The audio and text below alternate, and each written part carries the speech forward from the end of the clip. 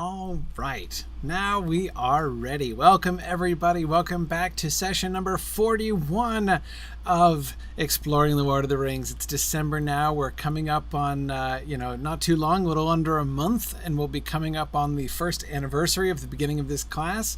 And I am very hopeful that we will get to Bree by the time we get to the first anniversary of the beginning of the class, which I think is just a darn good progress. So tonight we are going to rejoin Frodo inside the Barrow. At least I had a good time talking about the Barrow White poem last time. Such a wonderful poem for illustrating so many different things. I was kind of thinking afterwards, I was like, man, that Barrow White poem, if I were ever in the position of teaching, English 101 again, and sort of introducing people to like how to read poetic meter, the Barrow White poem would actually be something I'd be really tempted to use as an illustration. That's why I ended up going in that direction and spending so much time looking at meter and how meter works and all that stuff, because that poem illustrates it really, really well, I think. Both the way in which the regular simplicity of the meter works and the way the deviations work is pretty cool. But anyway, okay, so that was fun. Again, at least I had fun. I hope you had fun too. And of course, we're going to get back from our insidious iambic poetry of the Barrow Whites to some more cheerful and trochaic verse from our old friend again here tonight. Cool, great. Okay, so tonight's class is called Good and Bad Inspirations, because we will see Frodo have one of each during the course of the night here tonight. We're going to come, before we get to the reintroduction of Tom Bombadil, we're going to come to, what I think is a really important moment in the Barrow. Oh, darn it, my sound is coming through. Phew. Okay. I thought that it had muted the sound on me. For some reason, my OBS mutes the sound occasionally, like apparently maliciously. So I was afraid that had happened, but no, I seem to be going. So that's good. All right. Good. Phew. Veronica, you made me scared there for a second, because that's happened to me a bunch of times before. Anyway, cool. So, oh, wait, actually, I was about to jump straight in, but before we jump straight in, I have an announcement to make. So this past Monday, which was yesterday, we had our first Mythgard movie club meeting. It's a new thing that we're doing at Mythgard, a sort of an ongoing film discussion, which is sort of like the Mythgard Academy, seeking input on what films they cover next. So they want to sort of do films by popular demand, and the next one should be sometime beginning of the year, probably in January. But so let me just show you, they're soliciting nominations. So I just wanted to make sure that you knew where those nominations were. If you just go to, where did they go? I had them here somewhere. There they are. If you go to the Mythgard forums, right, at forums.signumuniversity.org, and you will see all of our different forums. There's all the film forums, which of course have a lot of posts in them, a lot of activity been going on there in the film forums over the last few years. This is of course where you can submit questions and things for me to talk about at the beginning of class.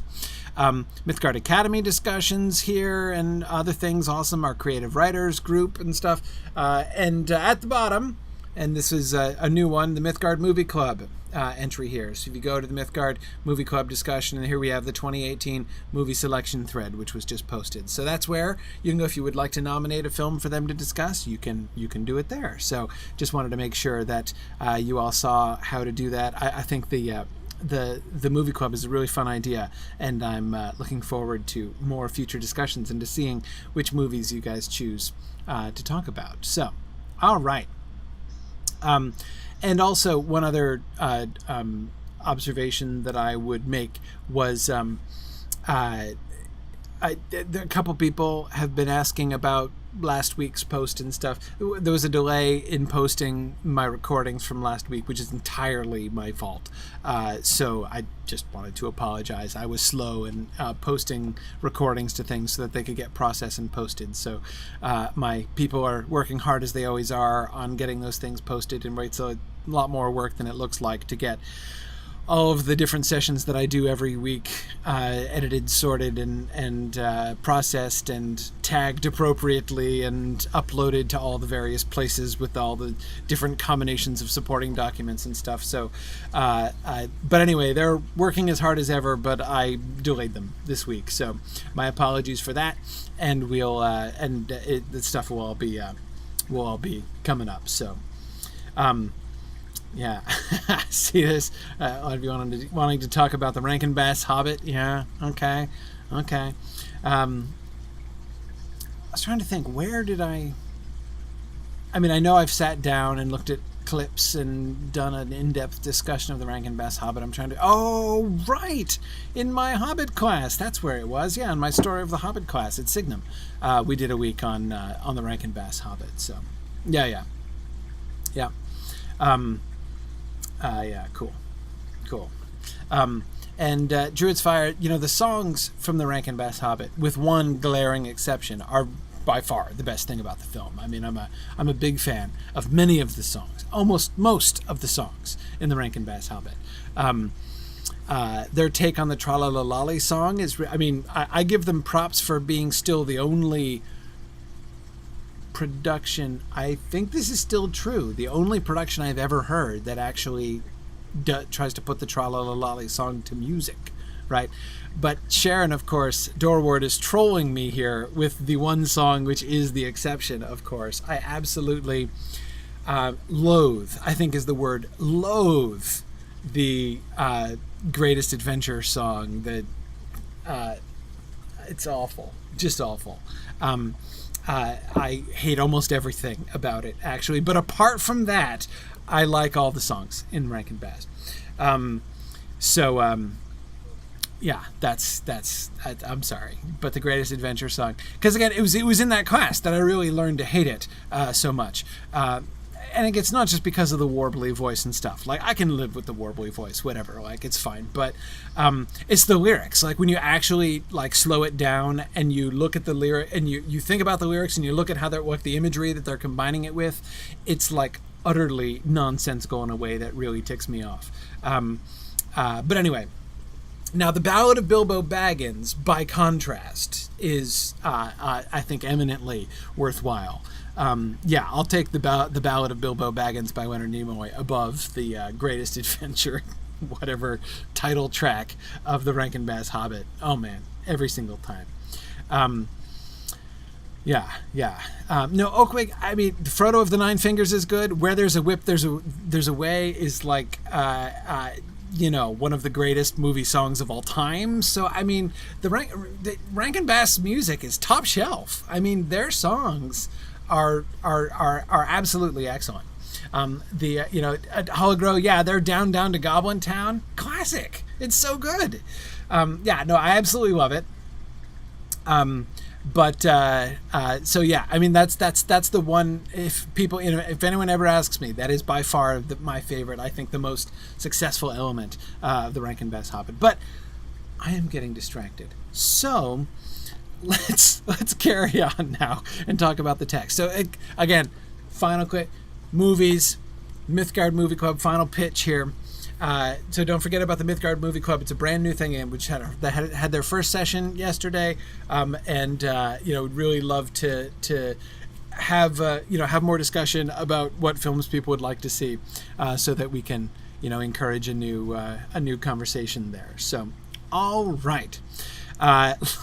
Let's get back to the Barrow Downs, as we left Frodo in rather a tenuous situation, and we were looking last time primarily at the sort of the struggle of will, right? Where the battle was happening, and it's so easy, often in Tolkien's works to sort of, if you're waiting for action, right? If you're waiting for a fight scene in order to show the struggle, you're often not going to get it, right? Many of the great battles in Tolkien's work happen in silence and with nobody moving or doing very much, right? So I think that clearly when Frodo is lying there on the barrow, lying there with his hands folded on his chest, and that's when he is fighting his battle, as we were looking at last time. And one of the things that was really interesting to me, as we're seeing that, as this, the fear and despair is sort of threatening to close around him there in the darkness, and he's finding that seed of courage within him. At that same the conjunction between that on the one hand and his perception of the sadness, right, the pity that at least the narrator's description invited in hearing the Whites, right? That combination, as we're listening to the Barrow Whites, as we're hearing their songs and words and mutterings, the fact that they were both exciting pity as well as horror, right? It was terrible, but also sad to hear their songs. And then, of course, we looked at the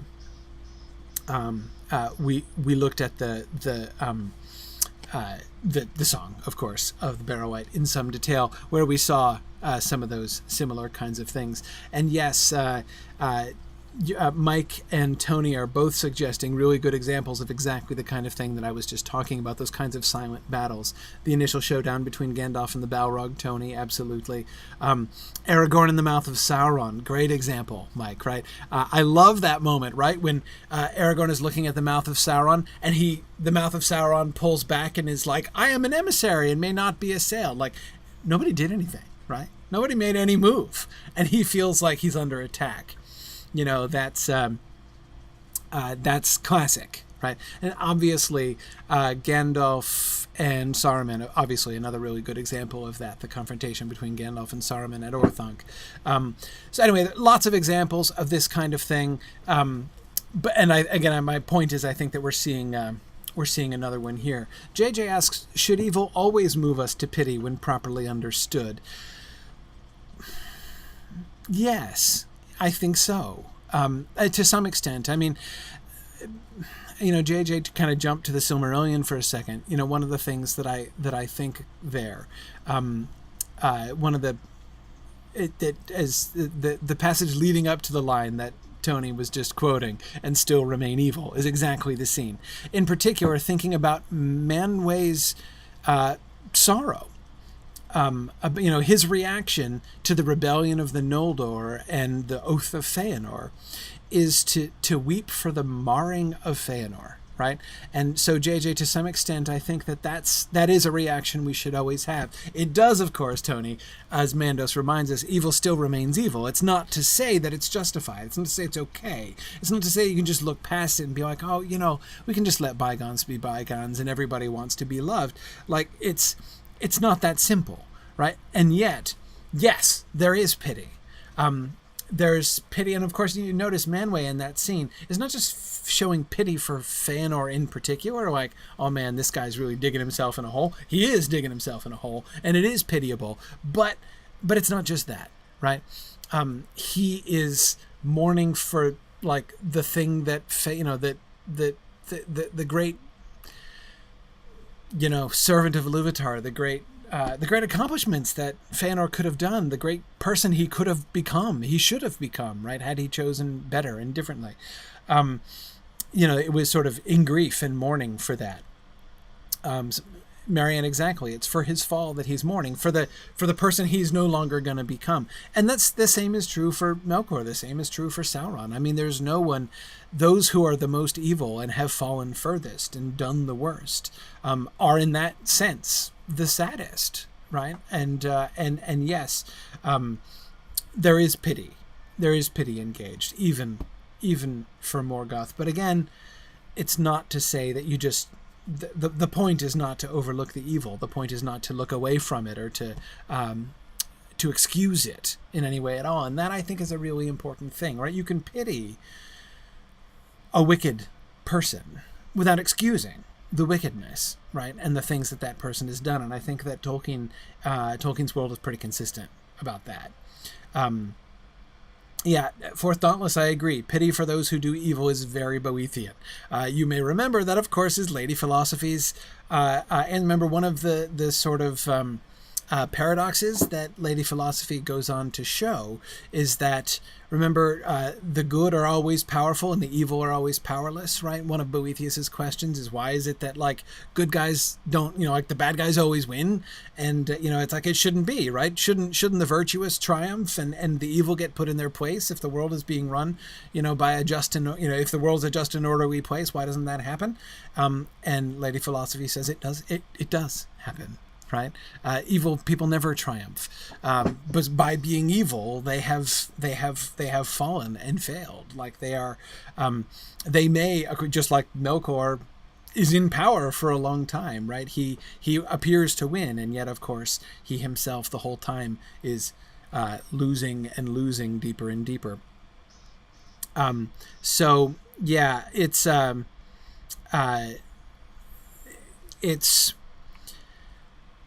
very Boethian principle to have that kind of pity for the evil ones, for those who have fallen in that way. Yeah, Matt, I agree. The contrast between Frodo and Saruman at the end really illustrates this very well, right? The resentment that Saruman feels for Frodo's pity is extremely illuminating. Right, shows us a lot about where Frodo and Saruman both are there. I think that's a great point. Anyway, okay. So, yeah. So that's my synopsis of where we were last time. So let's keep going. First, the creeping hand. He heard behind his head a creaking and scraping sound. Raising himself, so remember the incantation is just finished. Right? Till the Dark Lord lifts his hand over dead sea and withered land is where we've just ended up, right? He heard behind his head a creaking and scraping sound. Raising himself on one arm, he looked, and saw now in the pale light that they were in a kind of passage, which behind them turned a corner. Round the corner, a long arm was groping, walking on its fingers towards Sam, who was lying nearest, and towards the hilt of the sword that lay upon him. Why? I mean, okay. Presumably, the hand and the arm are attached to a Barrow Wight, right? Why is the Barrow Wight walking its hand from around the corner? I mean, this is not a disembodied hand. Exactly. I mean, it's not a dismembered hand. We're not actually seeing an animated hand dragging its, arm dragging itself across the floor by its fingers, right? That's not what's being described here. A long arm is reaching around the corner, and it is walking on its fingers, but it's presumably attached to something around the corner, right? So why does this happen? Right?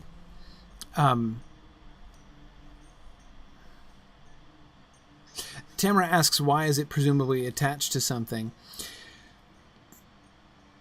I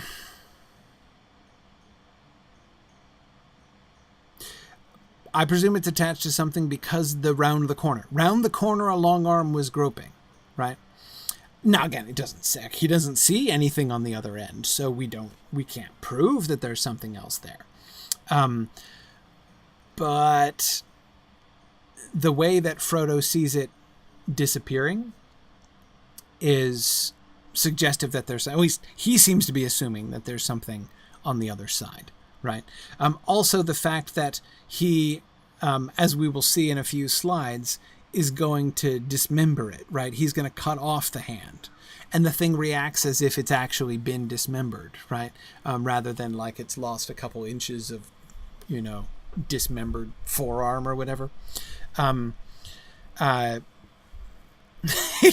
you guys are remembering the around the corner. Yes, I there aren't any new roads or secret gates around that particular corner in that Bilkias. I agree with that. It's something else entirely.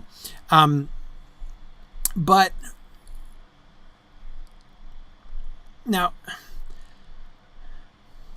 there may, of course, be a simple explanation, like a simple physical explanation. One of you, who was it? Natvilkius earlier on was saying maybe the passage isn't tall enough to stand in. Like, for instance, that's a fine theory, right? That may well be that may well be the case, which would explain why this thing is just kind of instead of standing there above him, right? So nothing just walks around the corner and picks up the sword, right?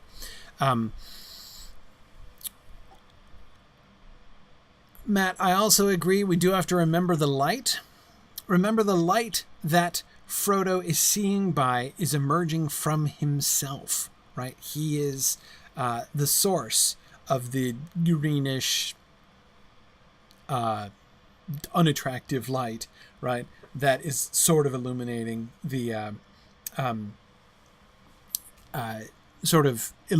room. Now, is he the White? Is the White messing with Frodo here? A couple of you were suggesting something like that. I agree that the image of the hand walking on its fingers does give the mental imagery of a spider, Blue Wizard. That's true. It's certainly, it's effectively creepy, right? But I don't know. I mean, I don't know the answer to this question. I'm a little hesitant to merely give a sort of circumstantial response to that. That is to say, like Nadvilkius, I kind of like the idea that the place they're in is very low to the ground, and so a full-grown White would not be able to stand up inside the crypt. That kind of works for me, you know. But yeah, and a couple of you in the Twitch chat I can see are talking about the Addams Family, and you know, I agree. Thing from the Addams Family is like the visual image that I can't escape when I'm reading this scene, right? I can't help myself thinking about Thing from the Addams Family, which is not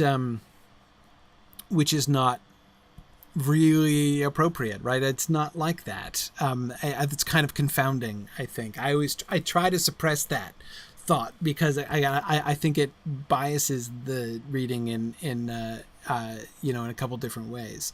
But anyway, but it's hard to escape. It is certainly sort of the natural memory.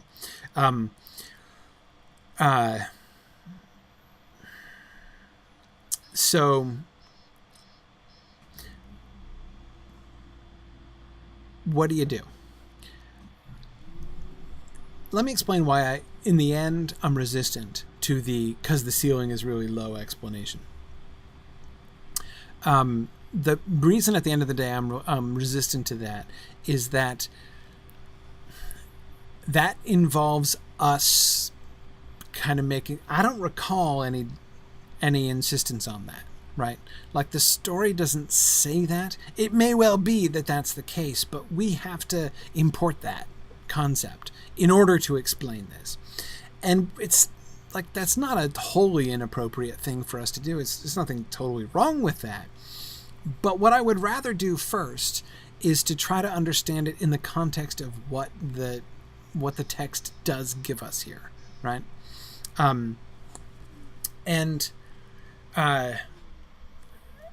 And Boomful, I agree. That's exactly the question. Why grope around the corner instead of just stepping around the corner? Even if it's on all fours or, on its belly because it can't stand up, why does its head not come around the corner at all? Right?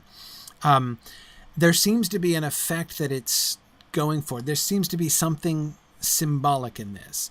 And I say this not just, that's not me just trying to get all English teachery, right? And be like, this strange passage must be a symbol of this other thing. No, I mean that the Barrow Wight himself is intending a symbol by this. And I say this because of the whole context. Look at what's going on here, right?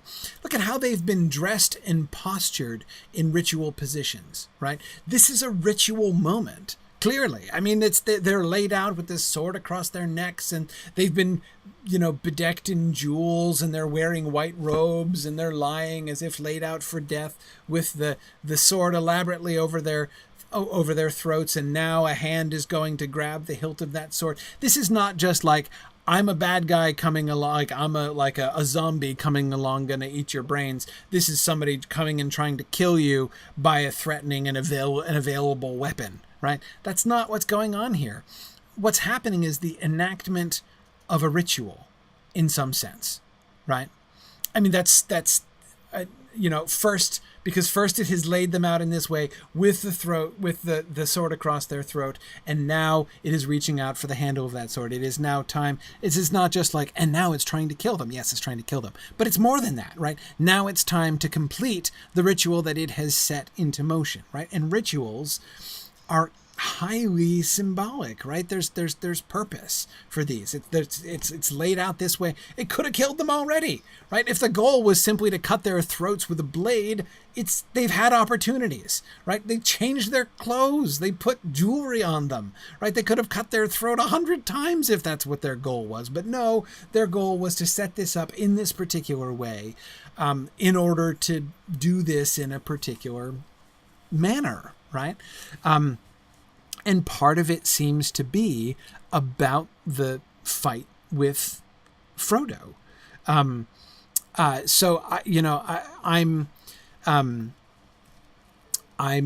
thinking that that's the way. This is sort of the context, it seems to me, that the text really gives us in order to understand what's going on here. So the hand reaching, walking across and reaching out for the sword seems to be part of it. I don't know what part of it exactly. Why is the wight not looking on? Why is the wight's head not engaged?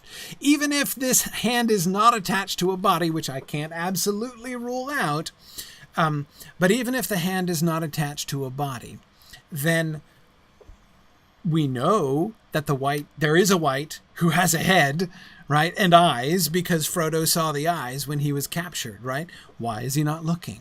Right? He has a mouth too. He's singing. Why is he not? Why is he not there? Why is he? Why is he not? Watching, gloating, whatever a bad guy might do in this certain situation. We don't know, right? We don't know the reason for those things, but there does seem to be a reason. We just don't know it. Right. The impression that I have here is, again, it seems like a ritual moment, kind of like somebody who's performing a sacrifice might veil themselves or something first, right? Like, I will ritually not see the thing that is about to happen, and that there would be some symbol, again, ritual moments like that, ritual enactments, especially ritual sacrifices, are almost only not only symbolic, but actually allegorical, right? Where the celebrant, right, that is the person who is wielding the blade and performing the sacrifice, is often standing in for someone, like enacting part of a sacred story or something like that, right? And the thing being sacrificed is almost always a representative of something else, or a stand-in for something else, or whatever. And again, we don't have all the information here. We only have what the thing revealed in its song, right? And that doesn't really give us enough to parse the details of the moment here. But that's very much how I read this, is as a ritual moment. And so whatever reason it is, that enactment seems to involve not having, this not just being about, I am coming to kill you, but rather you are being killed. And the other thing that I can't get away from are those last two lines of the song, right? Where did he just end up his song? He began an incantation, right? And he ends up with, till the dark Lord lift his hand over dead sea and withered land. And at that moment, a hand comes in, right? Just a hand coming in. This hand comes in and lifts, so this wight is lifting its hand over the hobbits and is going to kill them, right? again, remember ritual, sacrifice, enactment, allegory, right? It almost sounds like this is an allegory of the prophecy, the discussion, right? Tony, yeah, like an executioner wearing a hood. It's a lot like that, exactly. Anyway, just as, so I mean, is that the key? The end of the song, the hand in the end of the song, and the hand in the, is that the sort of the link there, right? Exactly, Marion. So it would be representing the Dark Lord. So, right. So just as the Dark Lord is going to lift his hand, and the result of that is going to be the withering of the land and the slaying of the sea. Right. So the Dark Lord will lift his hand, and everything will die.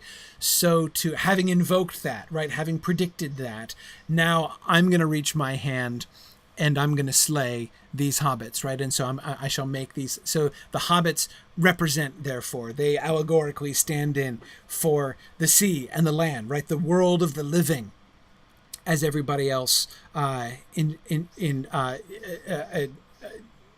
enjoys it, right? And the white's hand is going to be like the hand of the Dark Lord, bringing an end to it, right? Now, Nat Vilkius, you're right. The white isn't lifting his hand; he's creeping it along the floor so far. Presumably, he's going to lift it when he gets the sword, right? So the hand is going to grab the sword, and then it's going to lift, right? And then it's going to come down. I don't know. Maybe that doesn't work. Maybe it's not right. I have no idea.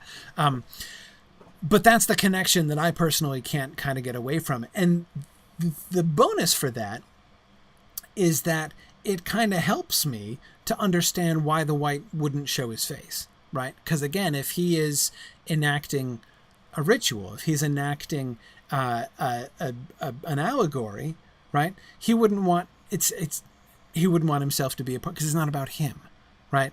Then his hand is supposed to be disembodied, because the hand itself would represent the hand of the Dark Lord lifting over the dead sea and withered land. So it's not about I, the white, I'm going to off these hobbits, right? That's not what's going on here. Instead, it's going to be I, the white, as celebrant, right? As ritual celebrant, am enacting ritually and metaphorically the slaying of life and of all life everywhere by the hand of the Dark Lord.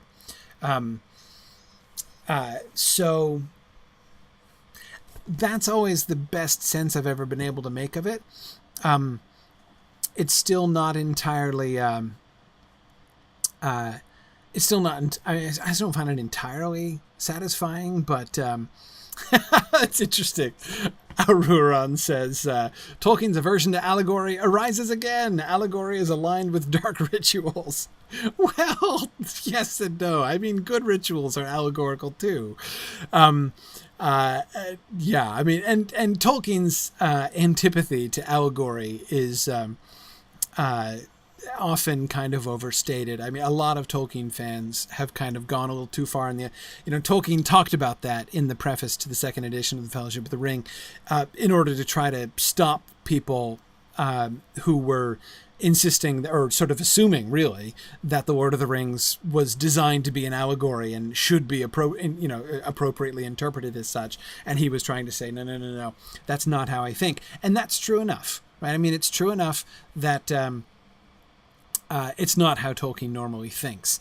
The allegory is not very congenial to him. And I think you can see this because there are some, at times, when he is, by his own confession, attempting to write allegory, he's not always very good at it.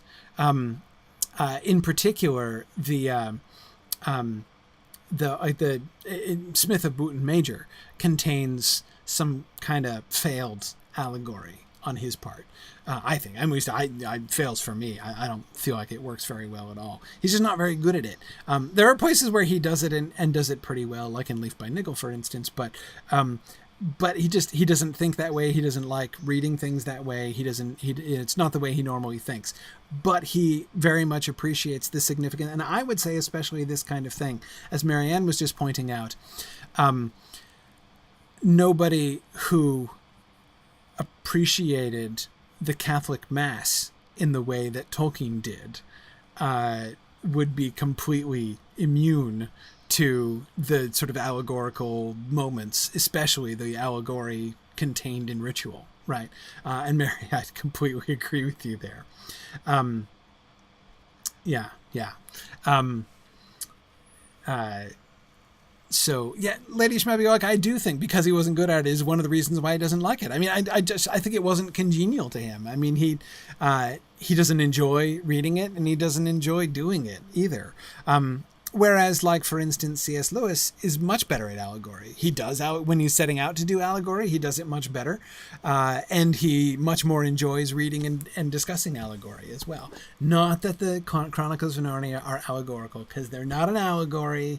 It's not exactly the way that it works. That's a misunderstanding of the Chronicles of Narnia, but that's another story. Anyway, yeah, Veronica, I love allegory as well. I think allegory is just a hoot. I love thinking in allegorical terms. I love reading things. I love reading. I don't mean I love allegorizing things. I love reading things that were allegory, like medieval allegories. I just love. I really appreciate that mode of thought, that mode of explanation. It's one of many ways in which Tolkien and I are very different. Anyway,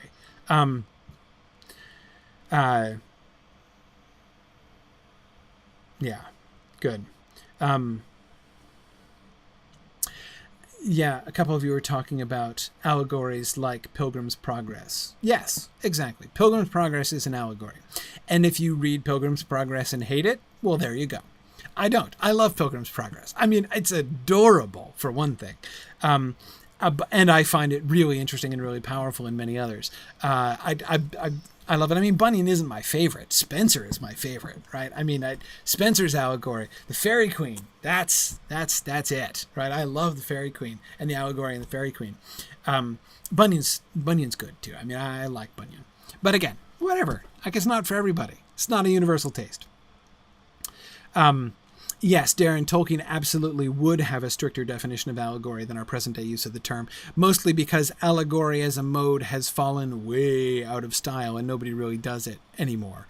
So most people don't really know what, like, a real allegory is. Pilgrim's Progress, I think, is one of the few allegories still read by anybody. There are a lot of Christians who still read Pilgrim's Progress. But there are very few things which are designed to be allegorical, which people read anymore. Whenever I say the Chronicles of Narnia are not an allegory, I always get a lot of, like, my own family does this to me.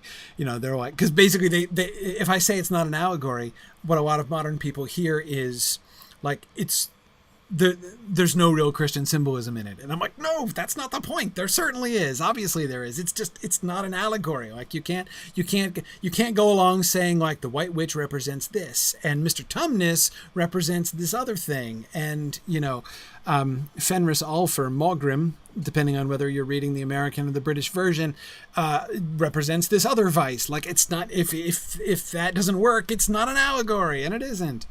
Anyway. But I told you I wasn't going to get sidetracked on that, so I'm totally not.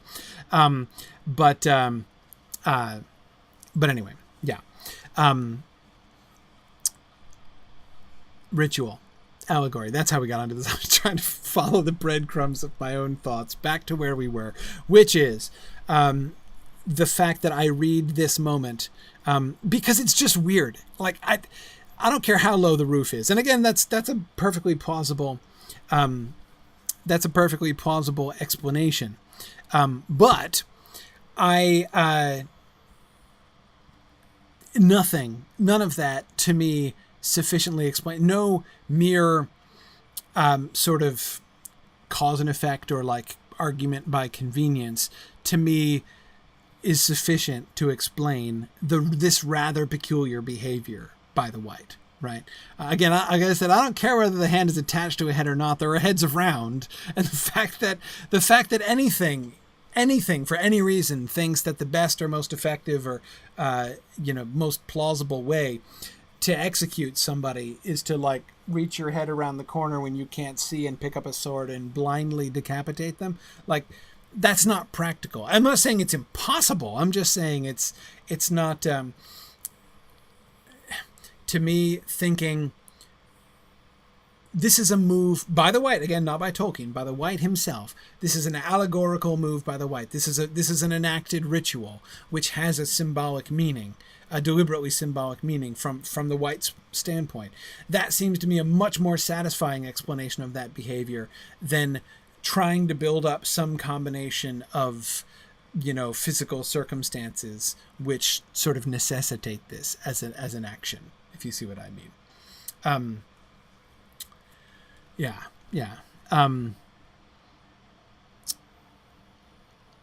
And JJ, what's the cause of the light coming from Frodo? No idea. I mean, it seems to be part of the magic of the White. I mean, one of the spells of the White, which means, and a couple of you were kind of talking some of this way earlier on.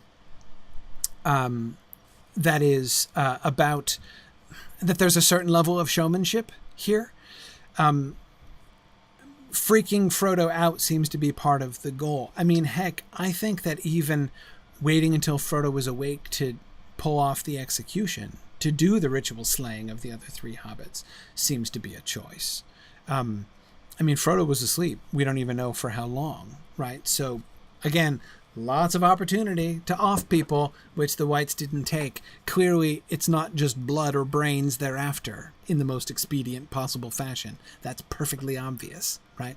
There is something more to it. And I think it's part of this struggle, part of the non-physical battle that Frodo and the White have had going on here. That now, after the incantation, it is going to make Frodo watch this hand, this dark and dead hand, come crawling in and kill his friends. Yeah,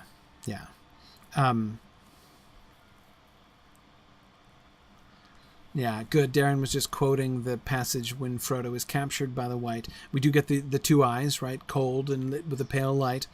We get the grip stronger and colder than iron. Implication being that the eyes are in a head that is attached to the hands, but we don't really know, right? All Frodo gets are the sort of the disjointed stimuli there. And Darren is saying it seems like the light is part of the paralyzing spell on him. Yes. When the eyes look at him, right, he is in this sort of spiritual grip of the Barrow White there, and its influence over him through its eyes. That seems to be part of it there.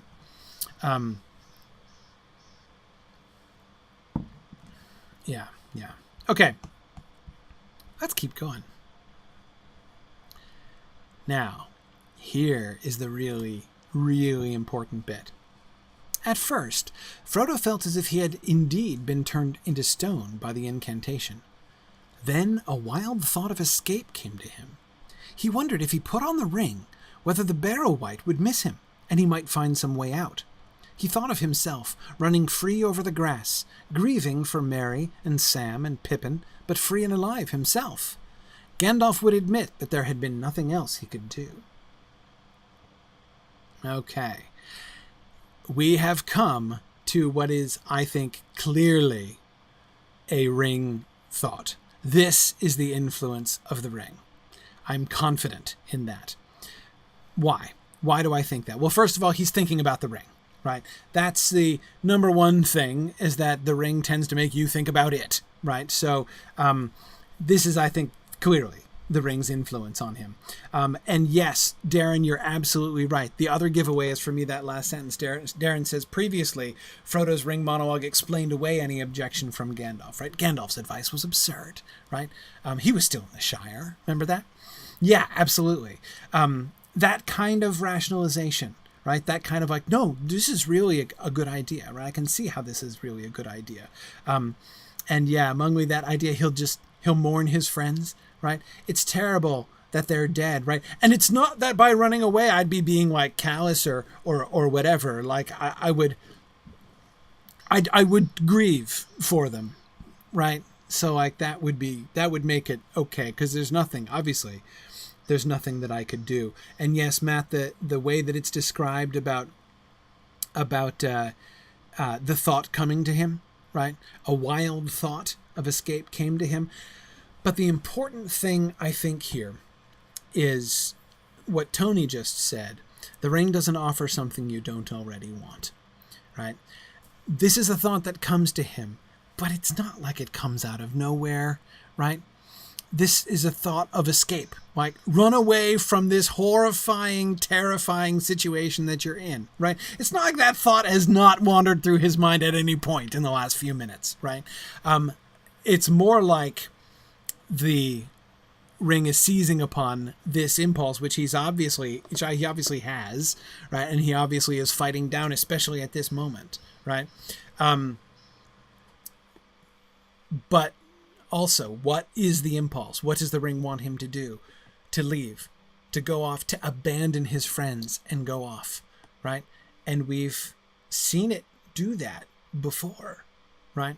So, how many times now have we seen, I count 4 times, this is the 4th time, that we have a passage which I think indisputably describes the ring attempting to influence Frodo's mind. Right. 4? 1, when he tried to throw the ring in the fireplace at Baggins and couldn't, right? And he's there admiring the ring and how perfect was its roundness, right? It was an altogether admirable and precious thing. That's number 1. Right. Number 2 is when the Black Rider is creeping towards them across the ground, right as the elves are about to show up, right? And he's that he should put the ring on, the advice of Gandalf was absurd. That's number 2. Number 3 is the leaving the house of Tom Bombadil, right? Where was he going and what was he going to do? Would he ever have come back had he actually crossed the threshold and left? And now this, number 4. Am I forgetting any? Is that, I think that's it, right? 4 so far. We're tallying this, right? Not just counting, but keeping track of all of these things. And so far, I don't see, again, it's really difficult because it's very tempting, right? If you like the idea that the ring is fully sentient, right, that the ring is conscious of its surroundings and makes long-term plans, right? If you like that idea, you can fit that idea into everything that happens, right? You can say, for instance, in this scene that, the ring wants to get out of here, right? Because the ring plausibly thinks that if Frodo is killed by the Barrow Wight here, or taken by the Barrow Wight, or Barrow Wightified, or whatever, that the ring is just going to join the horde of the Barrow Wights and be, stuck here for a long time. So the ring wants out. So it puts this thought into Frodo's head in order to, as part of its overall strategy to get back to Sauron.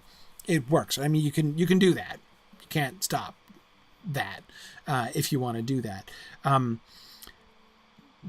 But I don't, I'm not sure yet that I see the justification for that kind of thinking. We look at this incident right here. Again, what is this thought? This is a thought that comes to Frodo. Is this strategic for the ring? Is this, I don't think it's obviously strategic. Remember, the Barrow Wights are dark spirits that are sent to the Barrow by whom? The Witch King, who's right over there, right? I mean, he's like a few miles away, the Witch King, right? Is the plan that if he puts on the ring and runs out into the Barrow, that it will reveal the ring to the Barrow Wights? And thereby to the Black Riders?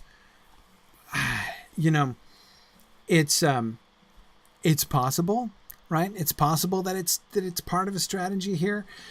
But the thought that comes into Frodo's head,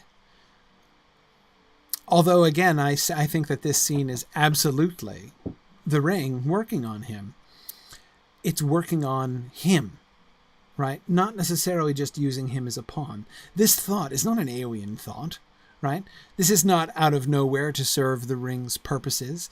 This is very naturally what he himself is thinking, right? He's freaked out. He's terrified.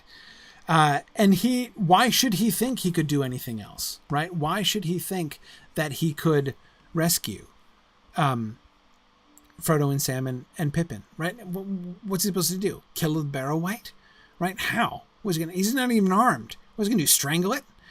And he doesn't even have a neck, right? He's got a hand. So it's odd, right? I mean, it would be strange for him to try, like fisticuffs with the Barrow Wight here, right? So his own impulse to say, there's nothing I can do. They're going to die. They're not dead yet, but they're totally going to die. And I'm going to run off, right? And no, old Toby, I agree. The ring wouldn't worry about grieving, but it does it's good at rationalization. That's been a trend we've seen all the way through, right? One of the major things that all four of those passages have in common are those statements of rationalization, right? As if the ring is kind of working on Frodo's, sort of like knowing that Frodo is resistant to doing what it wants, and so it tries to sort of argue him into it. But anyway, yeah, I think it has a lot to do with the manipulation of his own desires. Yeah.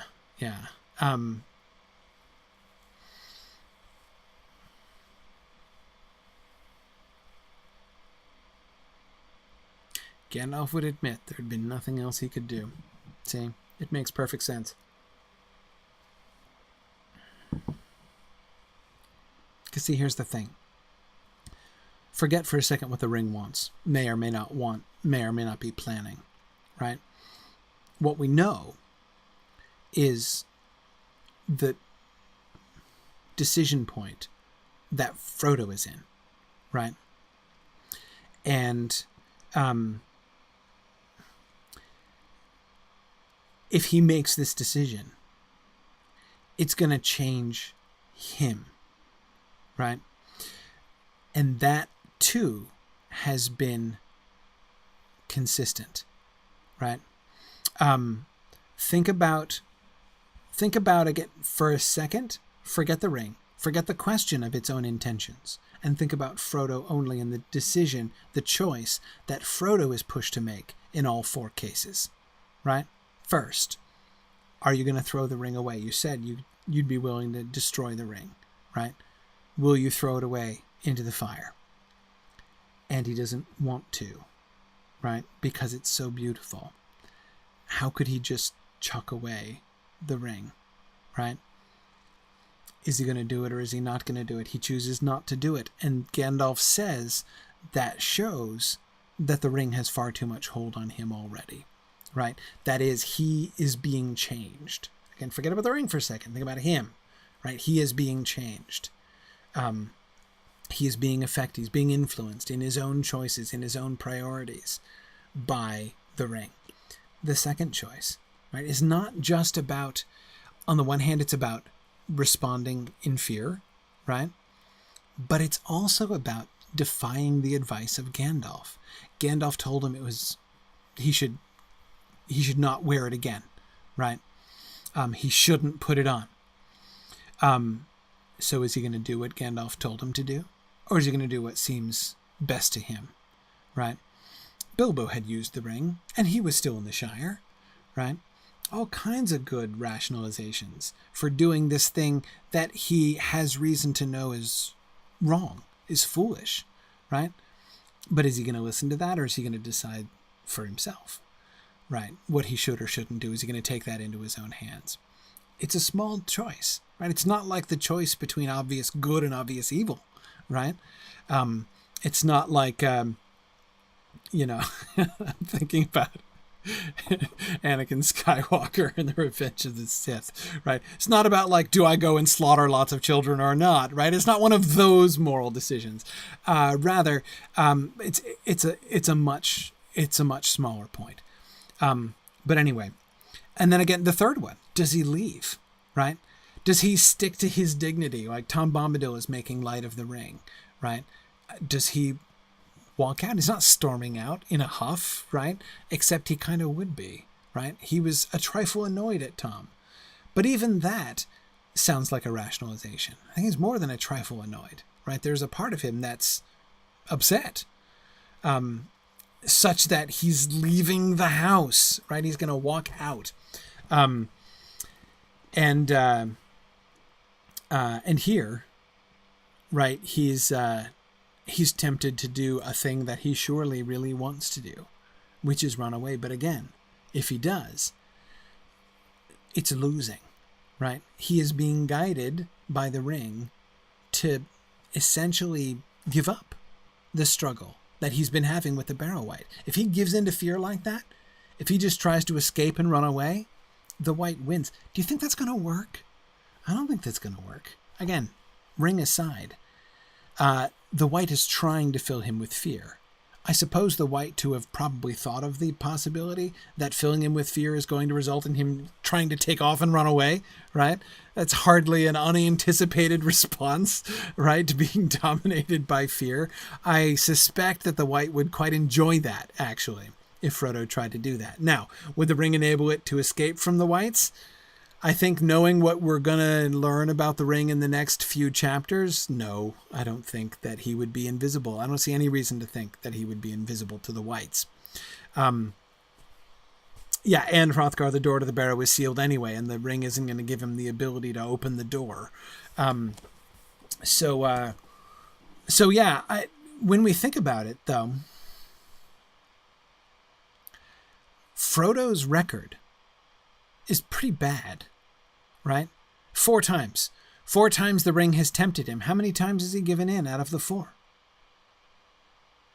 How many times does he give in? First time? Yeah, he gives in, right? He does not throw the ring into the fire. Second time. Put on the ring when the Black Rider's coming towards him.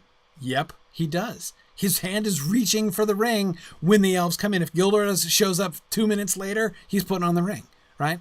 So I think he gives in that time too. And he's on the way out the door of Tom Bombadil's house before Bombadil says, whoa now, right? Wherever you were going, right? If Tom Bombadil doesn't call him back, he leaves. All 3 times he's given away. This time, he doesn't, right? This time he's going to resist, and it will be, so this, he's going to be 1 for 4 after this one. And that itself is very interesting. Again, see, and this is why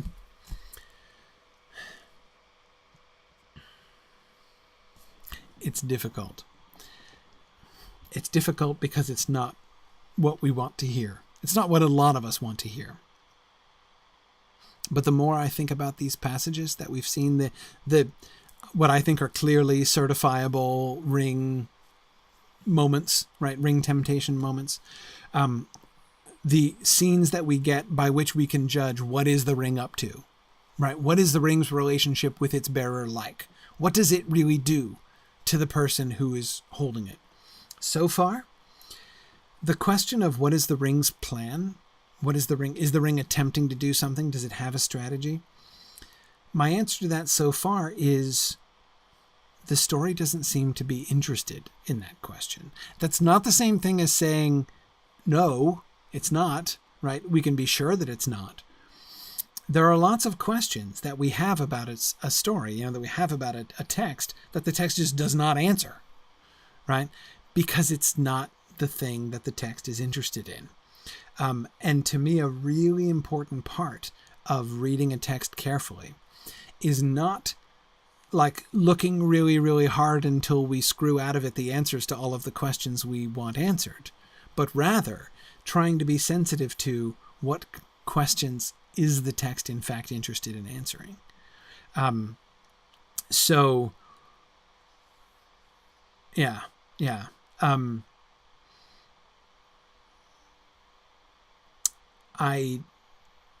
we'll have to see. Maybe later on we will get some more instances of this kind of thing when we will get some more comment from the narrator, where the passage will show more interest in the question of, so what was the ring up to? What does this scene look like from the ring's point of view? Maybe we'll get that, and we'll get more of that later on. But I don't think we're getting it. I don't think we get it in any of these first four. I just don't think we're being given enough data to put together a psychological profile of the ring. Because it's not about the ring. It's about Frodo. And it's about the ring's influence on Frodo. That seems to me what the story is much more interested in. Yeah, good.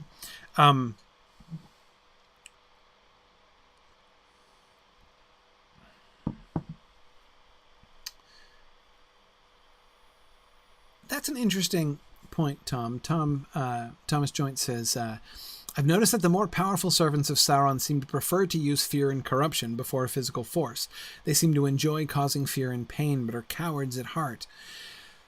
Yes, not all of them are necessarily cowards. I mean, some of them can get down to butt kicking when butt kicking is actually demanded, right? But that doesn't mean that they don't prefer fear, and that fear isn't... I mean, think even of such physically capable foes as the Balrog, right? Or Glaurung the dragon, or the Witch King himself, right? I mean, they are capable, right? It's not that they're... I mean... Are they, in some sense, perhaps they might be cowardly, but they're not afraid to mix it up when the time comes, right? When push does come to shove. And yet, that's not what they do. It's not who they are, right? Which makes sense, right? Because, after all, you don't expect the bad guys to be valiant, do you? Right? That's a virtue. Good guys do that. Their chief weapons are fear and surprise. Says true, it's fire. Yeah, exactly. That's it. And an almost fanatical devotion to the Pope. Yes. Well, see, Darren, we don't know how much the Barrow-wights are capable of physically. I mean, the fact that when it does seem to physically grab Frodo, and when it does physically grab Frodo, its hands are like, cold iron, seems strong enough. Seems capable. I don't know. I mean, we don't really see a white open up on them, but it's not what they do. It doesn't seem to be what they do.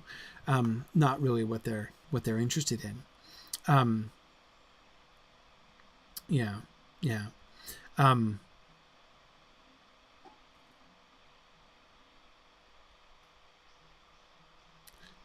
Good.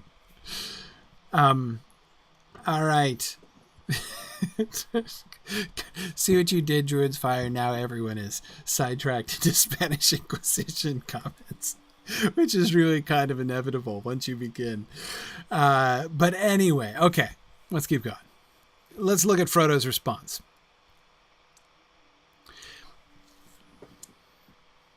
And okay, one more quick context before we read this passage. Remember that this choice that Frodo is making here, right? This choice of whether he's going to give in to this particular ring temptation or not, to isolate himself, which has been a trend, right? To go off and save himself, and abandon his friends.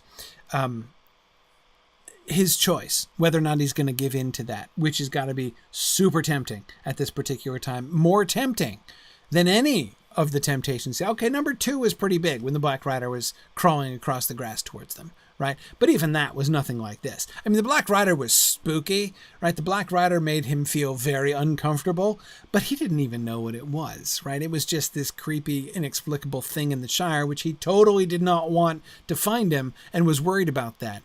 But that's different from, I am in a barrow dressed in grave clothes, and I've been captured by a Barrow-wight, and I've heard whispered stories about the horrible spells of the Barrow-wight, and I'm probably under one already, and my friends clearly are, and here comes a disembodied, whether or not it's actually detached hand to execute them, no one could blame him for being seriously freaked out here. Again, the temptation to run away, a perfectly logical, rational, and totally understandable temptation. But The point is not, this is not just about him and the ring. The fact that this kind of conflict between him and the ring comes up as the culmination of this battle he was already having with the White, right? One of the things that I think that we can see here is that the ring is like the White, in a sense, right? That is, it is trying to, it's piling on, right? I'm not saying that it's allied with the White, that it's working together consciously with the White, but I am saying they do a similar kind of thing, the two of them, right? And to give into the ring would be giving into the White as well. To resist the ring is also to resist the Whites. Okay. But the courage that had been awakened in him was now too strong. He could not leave his friends so easily. He wavered, groping in his pocket, and then fought with himself again. And as he did so, the arm crept nearer. Suddenly resolve hardened in him, and he seized a short sword that lay beside him, and kneeling, he stooped low over the bodies of his companions. With what strength he had, he hewed at the crawling arm near the wrist, and the hand broke off. But at the same moment, the sword splintered up to the hilt. There was a shriek, and the light vanished. In the dark, there was a snarling noise. Okay, that's a sentence that actually is one of the ones that I find most scary. I mean, it's not the most creepy of all, but that's really pretty scary, right? Remember I was talking about how bad guys, powerful bad guys, do use fear and intimidation first, but when push comes to shove, they're not afraid to mix it up physically. Push has just kind of come to shove here, right? Okay, you messed up my ritual, right?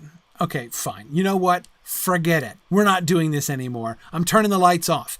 This, of course, makes it pretty clear that the light was coming from, it was the power of the White that was casting the light, right? Because it shuts him off. As soon as it gets hacked by Frodo, the light goes out. And now there's a snarling noise. Now it's just like being in the dark with a vicious wild animal that might rip into him at any moment, right? As indeed ripping into him seems to be what is on the mind of the White just now. You won't like him when he's angry. Exactly, Brandon. Exactly. And yes, Fourth Dauntless, I was really noticing that too, which I don't think I'd ever really thought about. Oh, good. Yeah. Hrothgar had just been saying the same thing about the shutting off of the light, proving that it's of whitish origin. I totally agree. Anyway, but Fourth Dauntless, just exactly as you were just saying, I was noticing this as I was reading that passage. I was thinking more about that. The hand breaks off. He doesn't cut it off. This is not Frodo severing the hand, right? He hews at the crawling arm near the wrist, and the hand broke off. So yes, I agree. It isn't cut, it shatters. The White is dead so long, it's really nothing but dry bones. Yes. Remember, well, I say remember. If you were with me, join me for the discussion of the Adventures of Tom Bombadil poem during the Webathon back in October, you may remember that there's a lot of skeleton imagery about the Barrow Wight there. When the Barrow Wight shows up and Tom Bombadil is responding to the Barrow Wight, there's a lot of clinking of bone rings and there's a lot of skeleton talk from Tom Bombadil. He talks about the Barrow Wight as if it is much more skeletal than zombie, right? More bones, less in the way of decayed flesh, it would seem.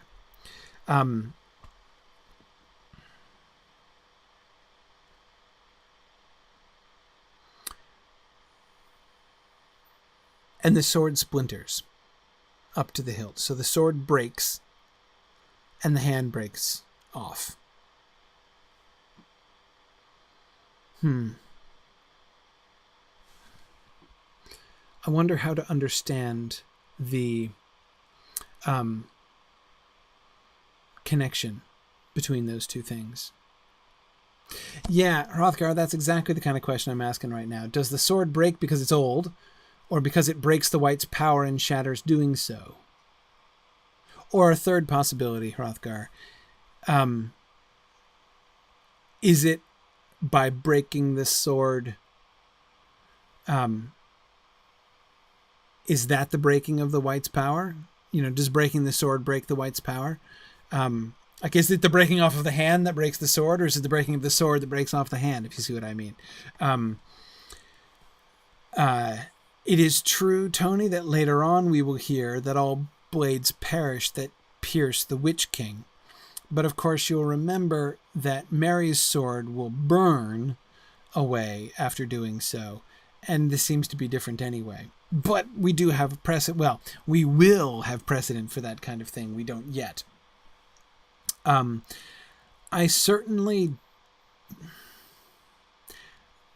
think that, again, if we just try to find normal kind of cause and effect relationships here, that we're likely to kind of miss the point, right? That is to say, yeah, the blade is probably dull, it's very old, and it might be brittle. Sure, yeah, though perfectly plausible, all of those things, but I don't think any of them are especially helpful. What we're given here is not just an account of Frodo took up a sword, which was a great idea, but it was too bad that the sword was a really bad instrument, right? Unfortunately, that thing snaps really easily. So, it didn't end up working out very well for him. No, I mean, there's again, a symbolic significance to this too. The breaking of the hand of the white and the breaking of the sword. There's a connection. I'm pretty convinced that there's meant to be a connection, that even the white feels the connection between those things. Absolutely, it seems symbolic or sympathetic in a ritual sense, Hrothgar. I think that's a very good way of saying it. Yeah. And yes, Matt, the fact that it splinters, that's not normal. It might snap. An old sword might snap. But it's not just going to shatter like glass, right? So, yes. But Brandon, back to the question of Frodo's choice. Brandon is asking, it's interesting that Frodo resists here when he hadn't before. I think it's interesting too. In a sense, this is the temptation to give in has got to be stronger than any of the other three times, right? This is the hardest of all four of the ring tests he's been given. So it is interesting that it's the only one that he passes, right? Why is that? Well, in part, he,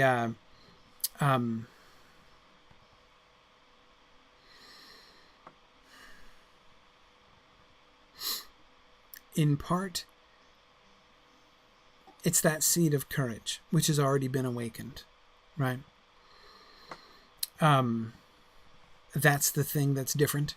He was already in a life and death struggle before he was tempted by the ring. Now, on the one hand, you'd kind of think that would make it harder to resist, right? When you're already, struggling, then you receive an additional impetus of temptation on top of that, right? You'd think that would make it doubly hard to resist, but then again, he was already in a resisting kind of frame of mind, right? He'd already been battling with the white, and fairly successfully, when the ring then tries him in the same direction that the white was already, after his courage had already been aroused. So in some ways, Brandon, it seems to me even more kind of natural that he would resist under these circumstances, even though not just even though the situations are more trying, but because the situation is more trying. Yeah. Fierce as a dragon in a pinch, says Robert. Exactly. He's fierce as a dragon in a pinch. Gandalf would testify to it. Yeah, good.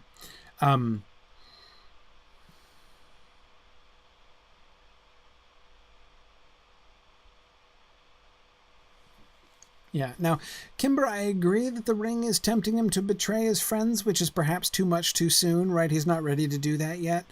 If he ever will be ready for that exactly. I agree, but I'm not sure. On the one hand, I do take the point, but remember, it's not totally different from what he was tempted to do last time, right? Put on the ring and leave his friends behind. Now, leaving them behind in the congenial house of Tom Bombadil is a very different thing and much less of a betrayal than right now, but this doesn't look like a betrayal either, right? I mean, the rationalization works. There's not, what else could he do, right? What's he gonna, he can't possibly win in a fight against the Barrow Wights. So it's not a choice of like, do I save my friends or do I betray them and abandon them and leave them to die? No, the only real question is, do I die here with my friends or do I try to escape? Alive myself, mourning for them, but alive and whole myself, right? I think it's really the question is, because it's not, winning isn't really on the table here, right? Frodo's been reconciled to die since he woke up. The only question really is, how is he going to die? How well is he going to die?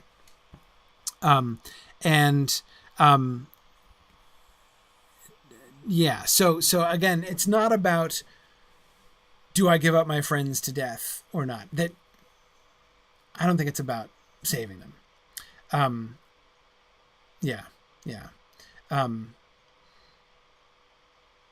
Interesting. Tony says this is our first ends versus means decision. Maybe.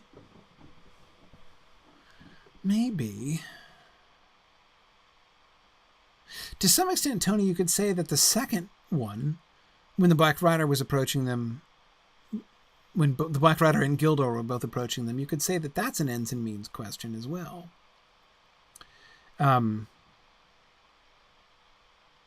Yeah.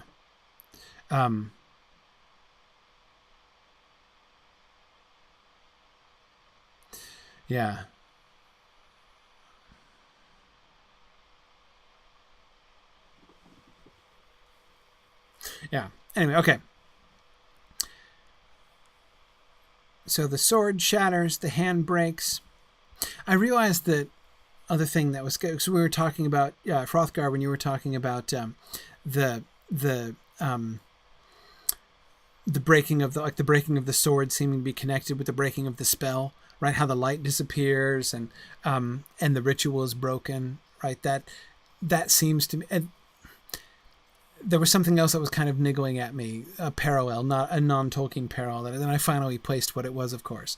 What I was thinking of is the Black Cauldron, actually. When Taran and Eilonwy find themselves in a barrow as they're escaping from Akron's castle, and when Eilonwy takes the magic sword Durin Wyn out of the hands of the king, the dead king in the barrow, and the entire place collapses, right?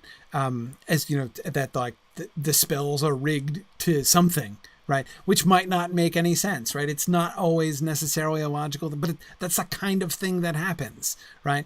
So the idea that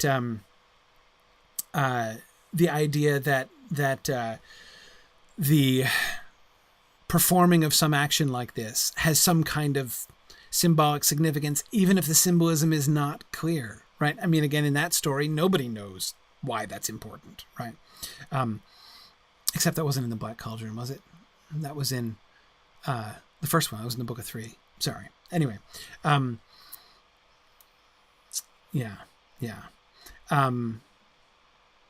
only bring that up not because the Book of 3 by Lloyd Alexander is directly relevant to this passage, but because both of them, both this scene in the barrow and that barrow scene in the Book of 3, are both sort of appealing to a similar kind of, haunted stories in ancient barrows kind of tradition. And my point is just, this is the kind of thing that does happen. This kind of spell breaking, this kind of perform some action and it has consequences beyond the sort of natural cause and effect apparent consequences of the action. Yeah. Cool. Oh, interesting. Robert just posted an image of Tolkien's drawing of his son Michael's nightmare of a disembodied hand reaching in through past the curtains of his room. Wow, yeah, I've never seen that actually, or I've forgotten it if I have. That's really cool. Valori, I think there's nothing could be likelier than that he put one of his son's nightmares into his story. But that's a classic example of the kind of explanation that I find least satisfying when it comes to understanding the story. To answer the question, why does the white just reach around the corner with its disembodied hand? To answer that question by saying, because Michael had a nightmare of a disembodied hand and Tolkien was referring to that and appealing to that scary image, is, to me, a bigger non-answer to the question than almost any other, actually. I'm not saying it's invalid. It may well be true, right? That may be exactly what suggested it to Tolkien. But it doesn't answer the question, right? It doesn't answer the question of how does it work in this story? What is its meaning in the context of this story? Because it still works in this story. But anyway.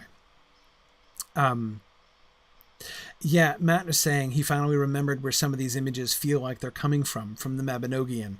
It's like the hand that reaches in during the story of Rhiannon. Yeah, no, the whole Barrow sequence. There's a very Celtic feel to this whole thing, right?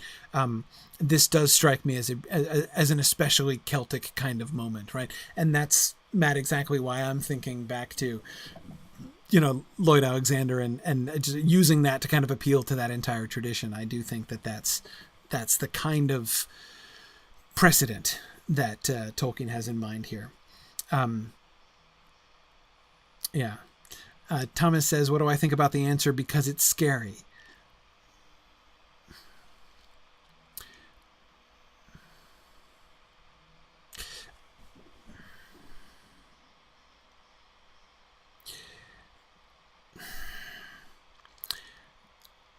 I am minded of... I've just been rereading a bunch of C.S. Lewis's essays recently. And that question puts me in mind of a point that C.S. Lewis made. He's illustrating a point about God, but which is not the point that I'm getting at. But he says, what do you answer when somebody says, in Hamlet, when Ophelia dies, does Ophelia die because she's crazy and is trying to kill herself, or does she die because Shakespeare wanted her to die at that point in the play, right? And the point is, you can't choose, but that's not an alternative, right? The two options given there are looking at the story in two different ways, right? They're asking two totally different questions. So, did Tolkien put in the disembodied hand because he thought it was scary, because it would be scary, right? And he knew it would be scary because he had evidence from his son's nightmare that it would be scary, right? Sure. Yeah, absolutely. Why not? But that totally doesn't even address the question of what kind of sense it makes inside the story, right? Yeah, okay. Shakespeare wanted Ophelia to die, I'm sure for various reasons, right? But that doesn't answer the question about why she was out on why the character Ophelia went out onto that branch, right? So it's all about... There are two different things that we can talk. If you want to talk about what was in Tolkien's head when he wrote these things, we can talk about that. I personally don't find those conversations very frequently much use, right? Because we're just guessing, and we're almost certain to be wrong most of the time.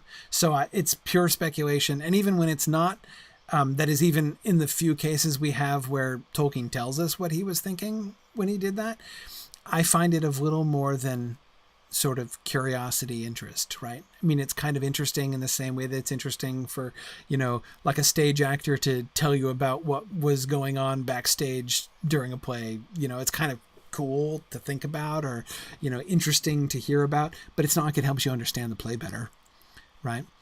And I don't really think that the things that, even if we knew for sure all the things that were going through Tolkien's mind and what his motivations were, that it would help us understand the story better.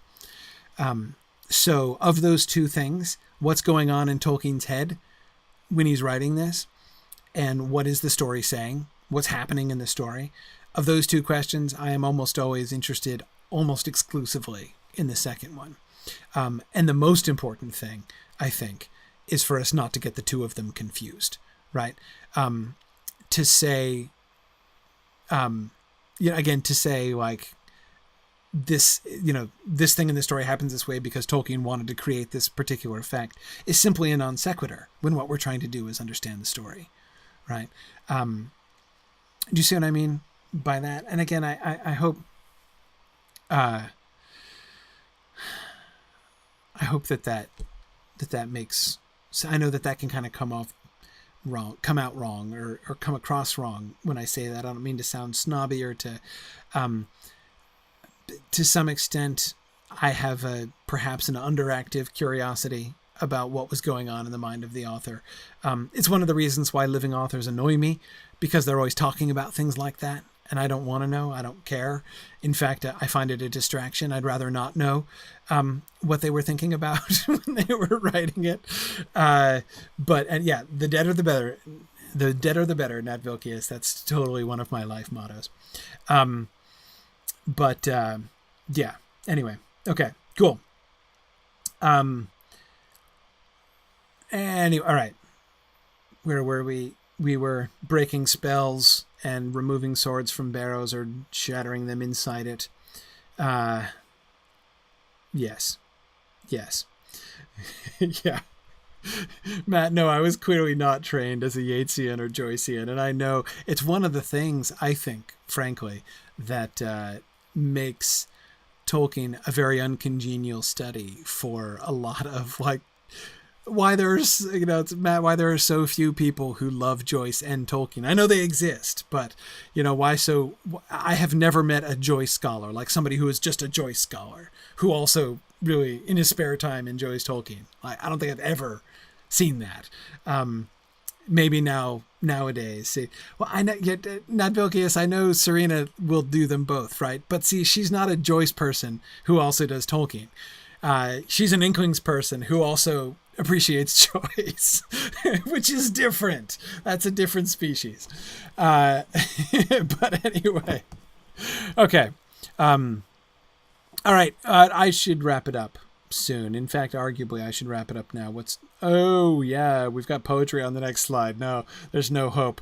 What I mostly wanted, the title of the class was Bad Impulse, what did I call it? Good and bad inspirations, right? The ring's inspiration is obviously the bad one. The good inspiration is the one he's just about to have, which is to sing out for Tom Bombadil, right? So we will get the context of his calling out and the verse itself, and then of course Tom Bombadil's verses in response next time. So the betting pool tonight was on how long we'd take on Frodo's song. Oh, and we didn't even get to it. Ouch. Oh, that hurts. Oh, well. All right. Anyway, well, there it is. But this was good. This was good. It's especially interesting now thinking about this class and thinking about this class in the context of the whole Amazon thing, right? It is going to be interesting to see as we continue exploring the Lord of the Rings. I wonder at what point in the narrative the Amazon series will pass us, right? That's that to me will be a really interesting betting point, right? It's going to be because see, we're going to have a head start, right? I mean, there's no way the Amazon series can possibly begin for a couple years, right? And no, I mean, like, what point in actual real time, right? So, because we're going to be at least 3 years into exploring the Lord of the Rings before the series begins, and they're talking about doing some prequel material, right? Some before the Lord of the Rings material. So they're not even going to start right off with chapter 1. So as they go, and we're going to continue as they do that, right? Exploring the Lord of the Rings. So it's it'll be interesting to see, like, in what week, right? In what week will they pass us? Yeah, we'll see. Yeah, Tamara, I'm pretty sure that eventually they're gonna pass us too. Yeah. So we've got a vote for the Death of Boromir, one for the Journey into Lothlorien. Oh, Matt, that's a particularly pessimistic view, right? No, I think we might make the Two Towers. I really do. Yeah, Rivendell. Oh, come now. That's just not right. All right. Anyway, okay. Well, I'm gonna shift now because I don't want to rush through the poetry. So, let's shift and do our field trip now. So thanks everybody for joining me for our the text portion of our discussion here tonight. And I will shift over now to our field trip time. So let's see. Was there anything else I was going to say? Nah, no, I don't think so. Okay, so thanks to everybody on Twitter, and I will see you guys next week. Okay. Good, and all right. Gussie Moose's book club reached the Return of the King in November. Yeah, we started on the same day. That's funny. Wow. So I'm going to say Death of Boromir, but not the eulogy. The Death of Boromir, but not the eulogy. Yeah, the eulogy might take some time. Yeah, that's true enough. Yeah. So that's what I'm betting on. So I actually had a theory about the hand. Yeah. It might be a silly one. Okay. It's very cinematic. Uh-huh. It's a very cinematic scene, and you see it in a lot of like the old horror movies, especially like the Lon Chaney movies. Okay. Because character actors, especially when they're doing like a creature, they tend to lead with parts of their body that humans don't. You'll see it even in today's modern horrors, where you have like Mama or any of those exorcism movies. You always have these character actors who are like contortionists, and they will move parts of their bodies forward. Right. To make it seem more uncanny than a human simply walking into a room. It's a distortion of the human figure. Right. So I see the hand creeping forward, and I see things like Bela Lugosi's double jointed fingers. Exactly. Making an entrance onto I was just thinking of that, and Arthur's recalling Nosferatu as well. Similarly. Yes, Nosferatu is. Yeah. Yeah. Exactly. So. Yeah. No, maybe that was just a subconscious allusion to some of the imagery of horror that he maybe might have seen at the time. I don't think he probably wasn't a fan. It's hard to imagine. I think the Catholic Church had funny opinions about horror. Well, I mean, in a sense, Tolkien was okay with horror. Like that is the idea of like scary things and stuff like that.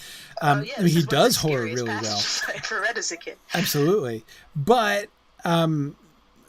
like vampire movies, I don't know, maybe, but it's a little hard to imagine Tolkien going out to see Nosferatu, for instance. There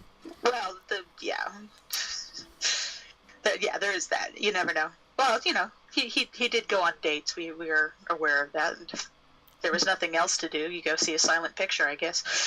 Yeah. He no, Bricktails, we don't really know much about the movies that Tolkien saw. Snow White, of course. Yeah, that's one of the only instances I can think of where we have like evidence that he went to a movie.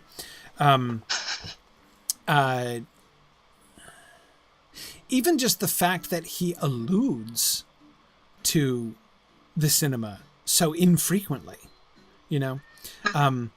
I mean, again, like I compare to C.S. Lewis. Like C.S. Lewis in his essays and stuff refers to the cinema, not like all the time, but with some frequency, even giving illustrations from movies that he's seen.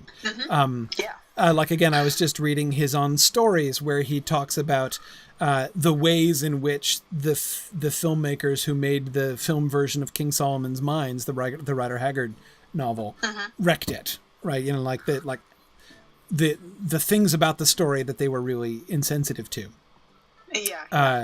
So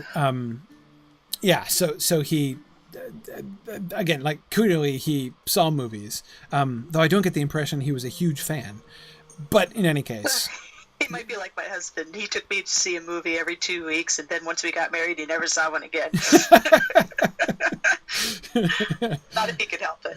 Who knows? Oh, so one other thing. Did you notice that our good old buddy Rudar left his mark in the room here? You know, I was just thinking about that. Yeah, if you look over here in this banner, yeah, when we were looking at the Rudauer banners, this is one of the really nice full color ones, which of course we've been mostly looking at carvings in stone. And there are a couple places like in Gartha Garwin where you can see the full color version of the banner. But yeah, this is the full color Rudauer symbol, where you can see that it's actually like blood-soaked ground beneath the 5 trees, which make up also the spiky crown of Rudauer. And you know, in this kind of version, you can see most clearly that it's trees and blood under the shadow of the trees. But the fact that they're black trees, yes, really does evoke the symbol of the Iron Crown. Yeah, definitely. But yeah, so no, this is a really good, the clearest version of it. I don't think there's anywhere that we get a better version of it than this one here. And yeah, I had been noticing that when I came home from the field trip a couple weeks ago, I went past this banner and I was like, oh, hey, look at that. And then I meant to mention it last time and forgot. So yeah, thanks for reminding me. Okay. Well, today we're going to go to the Barrow Downs. It's time actually to go to the Barrow Downs, which we've been postponing for a while. But now that we've seen the inside of the barrow and we're about to get out of it, we're gonna do that. So we're no need to do any fancy travel. So we're just gonna go out and ride there. I do want to ride there though. I do want to trace the steps of the hobbits to the Barrow Downs. So I don't want to go in through the main entrance, just past the crossroads. I want to go down and go into the old forest through Adso's camp so that we can approach the Barrow Downs from Tom Bombadil's house. So it's a bit of a roundabout way. But so we'll meet outside Adso's camp. So yeah, we can meet like at the crossroads, I guess, and then ride from there. Or we'll catch up to you at Adso's camp, one way or the other. I'm good with whatever. I'll meet you guys at the crossroads then. Yeah.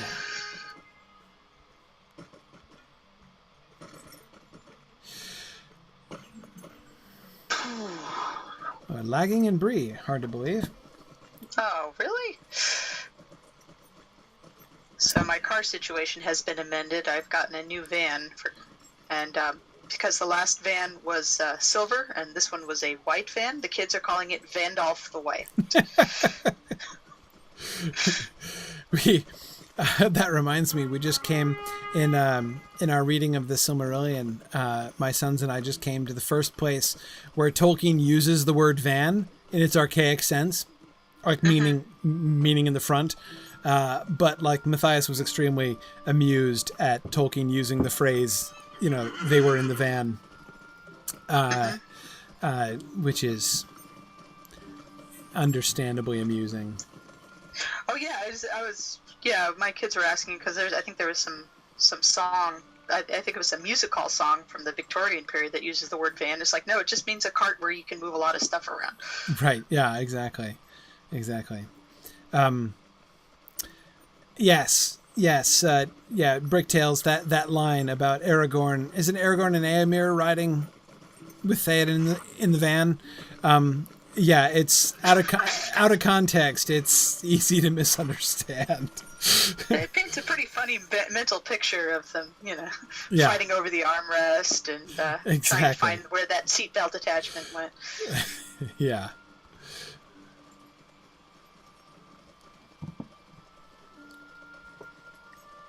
Tony wants to know if your old van was Vandolph the Grey. Well, I jokingly called it Mithrandir because it was silver colored. Oh, well, there you go. Yeah, and I had a Tolkien vanity plate said For Shire on it, with the J.R. Tolkien signature symbol on there. So yes, definitely Tolkien themed to begin with. It's just the fact that we had a new one and it's white. Yeah, exactly. That drove the irony home. Yeah. Exactly. Yeah, so Druid's Fire, it's not exactly short for Vanguard. It works the other way around. So there's the van and the rear, right? The van of an army and the rear of an army. It's like fore and aft, on a ship, right? The van just means the front and the rear. So you've got the rear guard who guards the back, and you've got the vanguard who guards the van, who guards the front. And it's just that you won't find many other books written in the 20th century that use the word van in that sense, because it's an archaic sense. Even like the word vanguard, of course, is not used very often and would be considered archaic. But the word van is older than that, right? So, yeah. Oh, the word... Yeah, 100 editors would send that back saying, change this to something other people recognize immediately as not a vehicle that holds 7 people. Exactly, right. And speaking of things that editors would send back for changes these days, Nat Vilkius points out that the worm Ouroboros probably uses it. That would not surprise me in the least, Nat Vilkius. Yeah, it's... that's...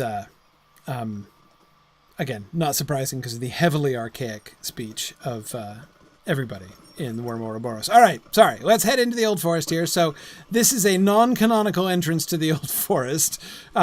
We don't, of course, know that there was not an exit from the Old Forest at this spot in the books, but certainly it never enters into the story. But that's okay. Forest, you figure there's multiple entry points. Right, exactly. You can kind of get into it any way you want to, right? In fact, it's kind of funny if you think about it. Like this exit, this is almost like, so if you, I'm looking at the map right now. The Bald Hill is here. It's like this opening spot right here. So if you think about the way that the path that they see, remember back to the passage on the Bald Hill. Notice that in the in-game map of the Old Forest, you get the road, right? You can just see the road up here in the north.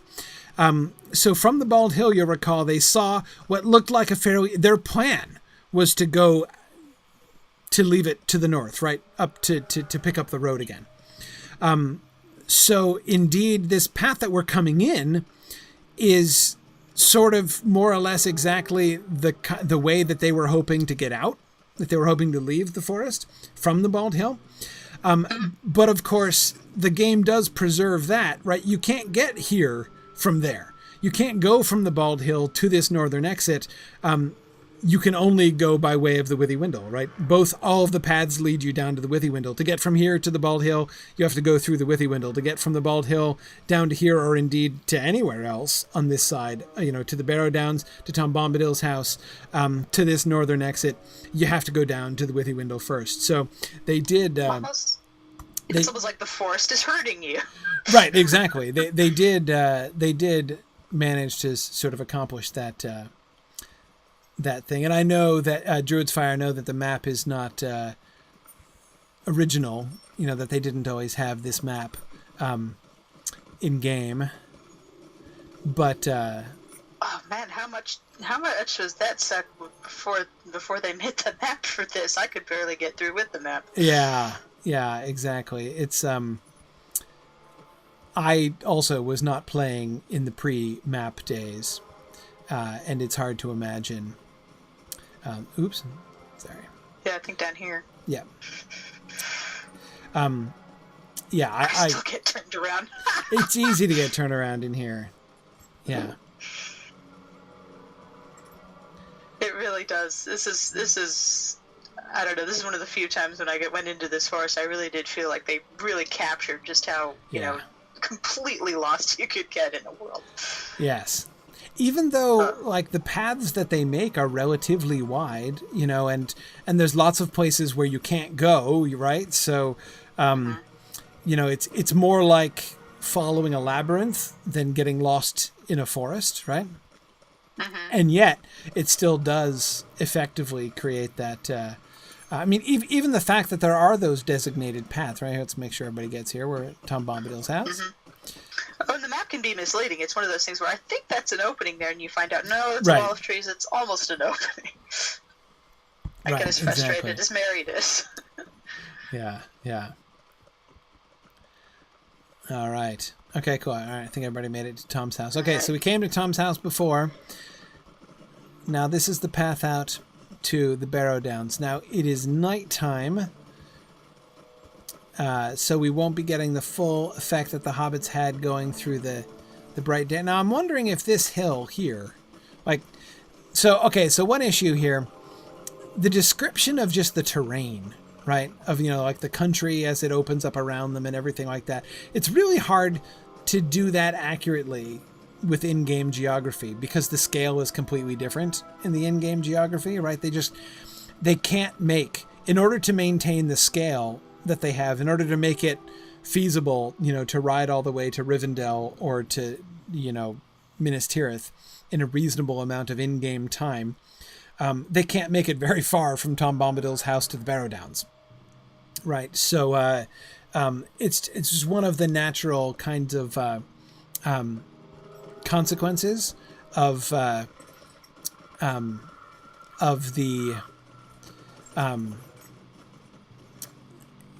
one of the consequences of the scale here. So it's never very sensible to go through and kind of look at the terrain around you and kind of compare it exactly to what was described in the book. What we do get here, though, is that we're following along in a valley. You'll notice along the sides, right? We're not just in the trees. On both sides, we have sloping rock sides going up. And that is, as was described in the book, that it's not just, we're not just going through paths defined by trees. They're following sort of the contours of the land until eventually they're going to be, it's going to take us out and we'll see the valley kind of narrow in on us here and dump us into the Barrow Downs itself. The lay of the land does brook no refusal. You are either going this way or you are staying at Tom's. Yes, it really does. You can't... The fantasy that the hobbits have in the book of just sort of skirting the edges of the downs and like missing them and heading north is not a possible thing laughable. Here. Yeah, it's... And I mean, maybe that itself is kind of an interpretive point, right? That their plan had been, absurd from the beginning. Even the fact that, Tom's advice suggesting that that they should pass to the west side of any barrow that they come to suggests that he thinks it at least very likely that they're going to be among the barrows themselves rather than avoiding them altogether. So, yes, JJ is recalling that we do need to keep the wind in the left eye, which, of course, assuming that the wind is coming from the west, which would be comforting, would be a good idea. But I'm going to immediately disregard that and head south. Now, the other thing, which again is not, they have not really matched to the description of the. You can't really follow in the footsteps of the hobbits in the sense of coming to the place where they had lunch without going through barrows, essentially. I mean, we're already passing like ghosts and standing stones and all these things, like they would not come to this hill and be like, oh, so we're probably not really in the Barrow Downs yet, right? Let's just hang out here and have lunch. No wanderers would come to this valley as it's depicted in the game and be like, well, this looks like an innocuous place for a break. Let's settle down, put our backs against that enormous spire and have a bit of a nap. Yeah, and actually, the sarcophagi seem a little. It makes me want to. Were those installed later? Maybe, I don't really know. But yeah, that certainly would appear to be a bad sign, right? Oh, look, statues. Right. Right. Exactly. So, the game doesn't make any attempt really to recreate the apparent innocence of this, right? We do get that effect with the Bald Hill, where they do make the Bald Hill look like a kind of pleasant oasis in the middle of the forest.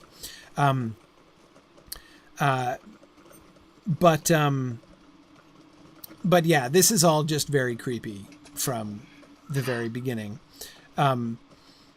Given the much higher activity of whites around here, maybe it's safe to say the hobbits stirred things up, and we're just sort of dealing with the aftermath. That is a thing always to keep in mind, right? It is always true that often the game design differs for a reason in those ways, right? Like things are different since, the hobbits came through, even because the hobbits came through.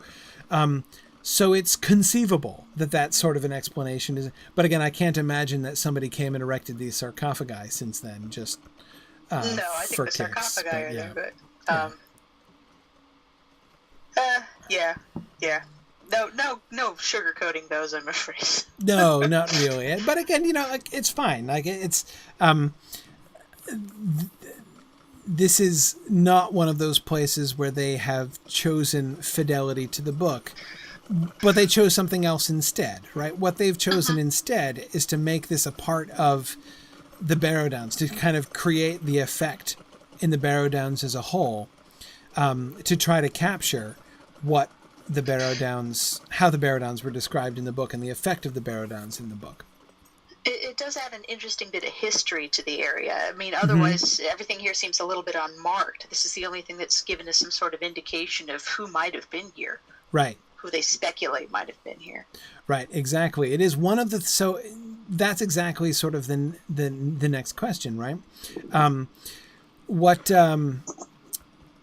is the effect? So like, how do they depict things? Well, one thing that you notice when you just sort of to ride randomly about the Barrow Downs for a little bit, we have all these stones. Now, some of the stones seem obviously placed there for a reason, like the ring of stones and the enormous standing stone in the middle of the Dead Spire where we just were and where the hobbits presumably had lunch. And there are other places where you come across these rocks which look the same, but which are obviously set in a circle like these right up here, right? Mm-hmm. So these rocks, they're not carved rocks at all. They're not carved upon, and they're not shaped in any obvious way, right?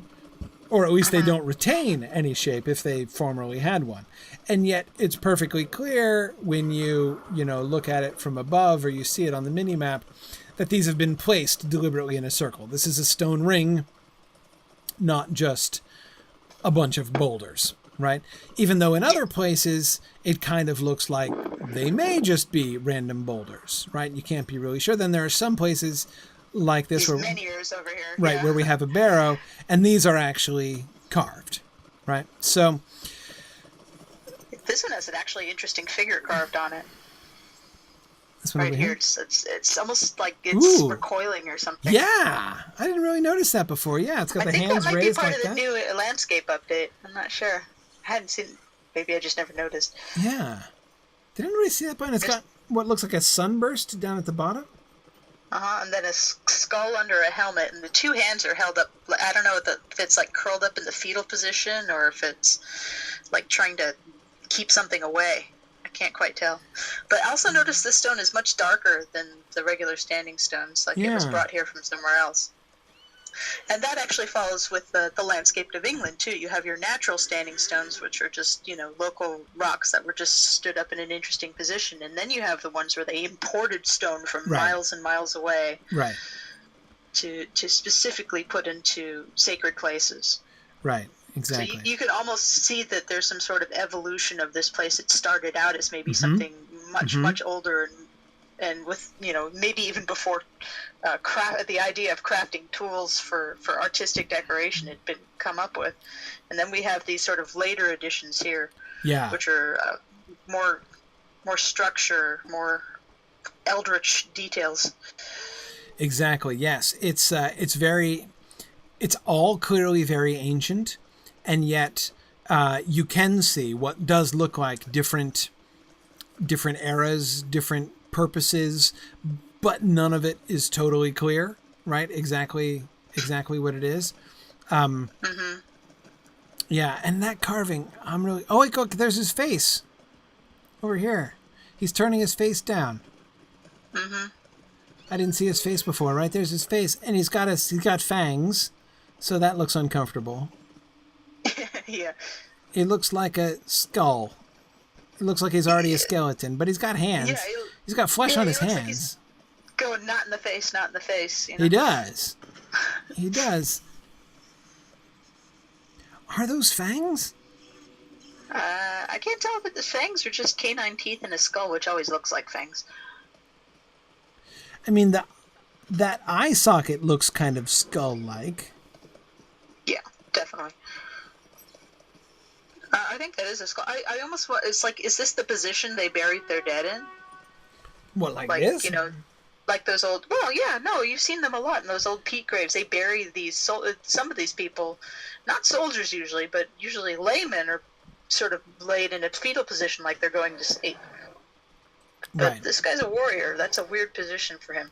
Yeah, he's clearly wearing a helmet, and he's got a shield. The shield has the sunburst on it. In front of him. Is that his leg? What I'm trying to figure out is if he continues below the ground or not. This thing right below the shield, right, like his elbow is resting on it. Is that a leg or is that something? Like, is that his legs pulled up so he's sitting on the ground? Or yeah, it does look like he's sort of curled up. Right. Okay. There's another one over here. It's an echo of the same one. It's the same thing in mirror. I want to see around the other side. Hang on. Huh. Oh, there's on the other side. Yeah, it looks like his legs are... Oh, I think it looks like a skeletal leg on this side. This looks like he's got a boot or something. There's the back of his head. You can see his fibula and tibia. Oh, yeah? Sort of curled up on the side back. Oh, on the other one, on the mirror image one. Yeah. You see those? They got two white lines, almost indicating that he's already a skeleton.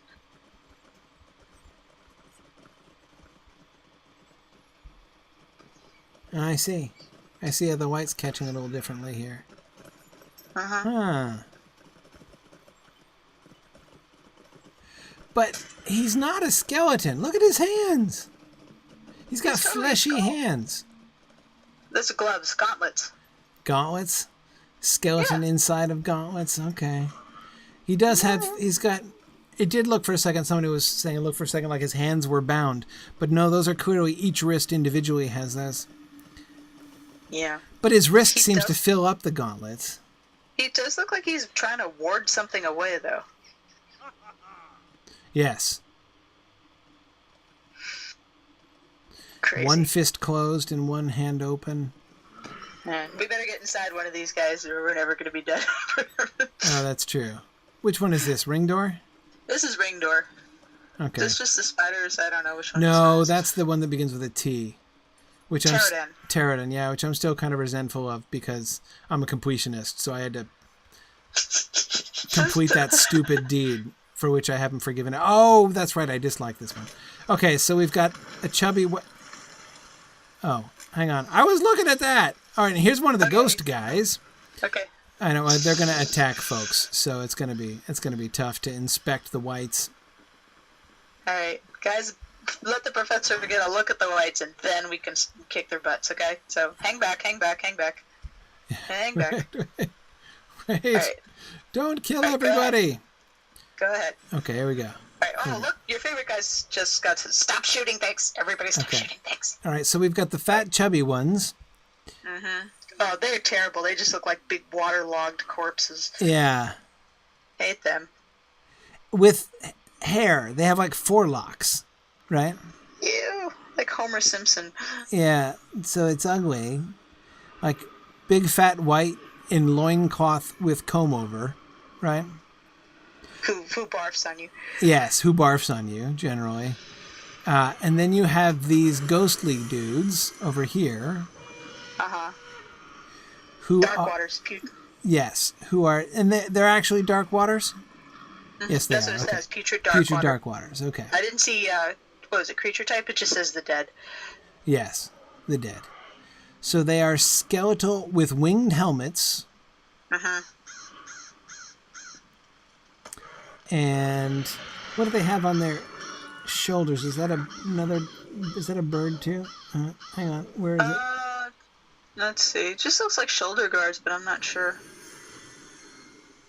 Can't really see the detail because I keep seeing his bones through it all. Yeah. No, from that angle, I thought it looks like a cluster of arrows, or it looks like an evil 7-pointed star. Actually, you think so? I don't know. It's got 7 points on it. Maybe. They're killing somebody. That's okay. Well, I know they will aggro on low-level folks, so. Yeah, it almost looks like a starburst or some kind of thing on his shoulder. Okay. What you got, Ugly? Well, I don't want to go too deep into here because I don't want everybody to get lost. This is a pretty easy to get lost in Barrow, as I recall. But here it's okay. Let's get out of this one. I want to go into other barrows. Okay. This barrow is a little bit weird. That is, it's weird in the sense that it has all of this wooden scaffolding, right? Yeah, a waterfall. And a waterfall. Like water features are a little hard for me to understand. And these wooden stairs. Who built the wooden stairs and how recently? Oh, a Kurgram. We'll get to them another time. See, it's almost like you have like the ancient path in, right? This ancient stonework with the same kind of spiral design that we saw on some of the standing stone outside. Mm-hmm. Like the ones that did not have crouching dudes on them. But then we get to the wooden stairs. Yeah, and it almost looks like it's scaffolding, like they haven't finished it or something. Hrothgar suggests that there's a water feature because that barrow was designed by Frank Lloyd Wright, which seems entirely... Like Frank Lloyd Wright, it's falling apart. Seems entirely possible. Okay. But yeah, like, where's the spring out here, you know? Yeah.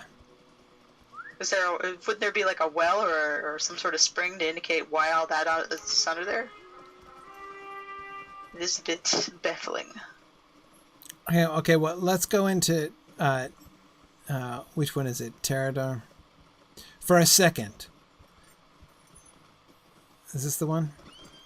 Yep, Teradon. Teradon, yeah. Okay, and first let's just confirm, yep, this has another crouching guy in front of it. Don't kill the things right inside the door. Yes. The things right inside the door are what I want to see. There we go. Oh, quick, somebody already killed him. There was the hand. Yeah, that was what I wanted to see. That's it. I'm done.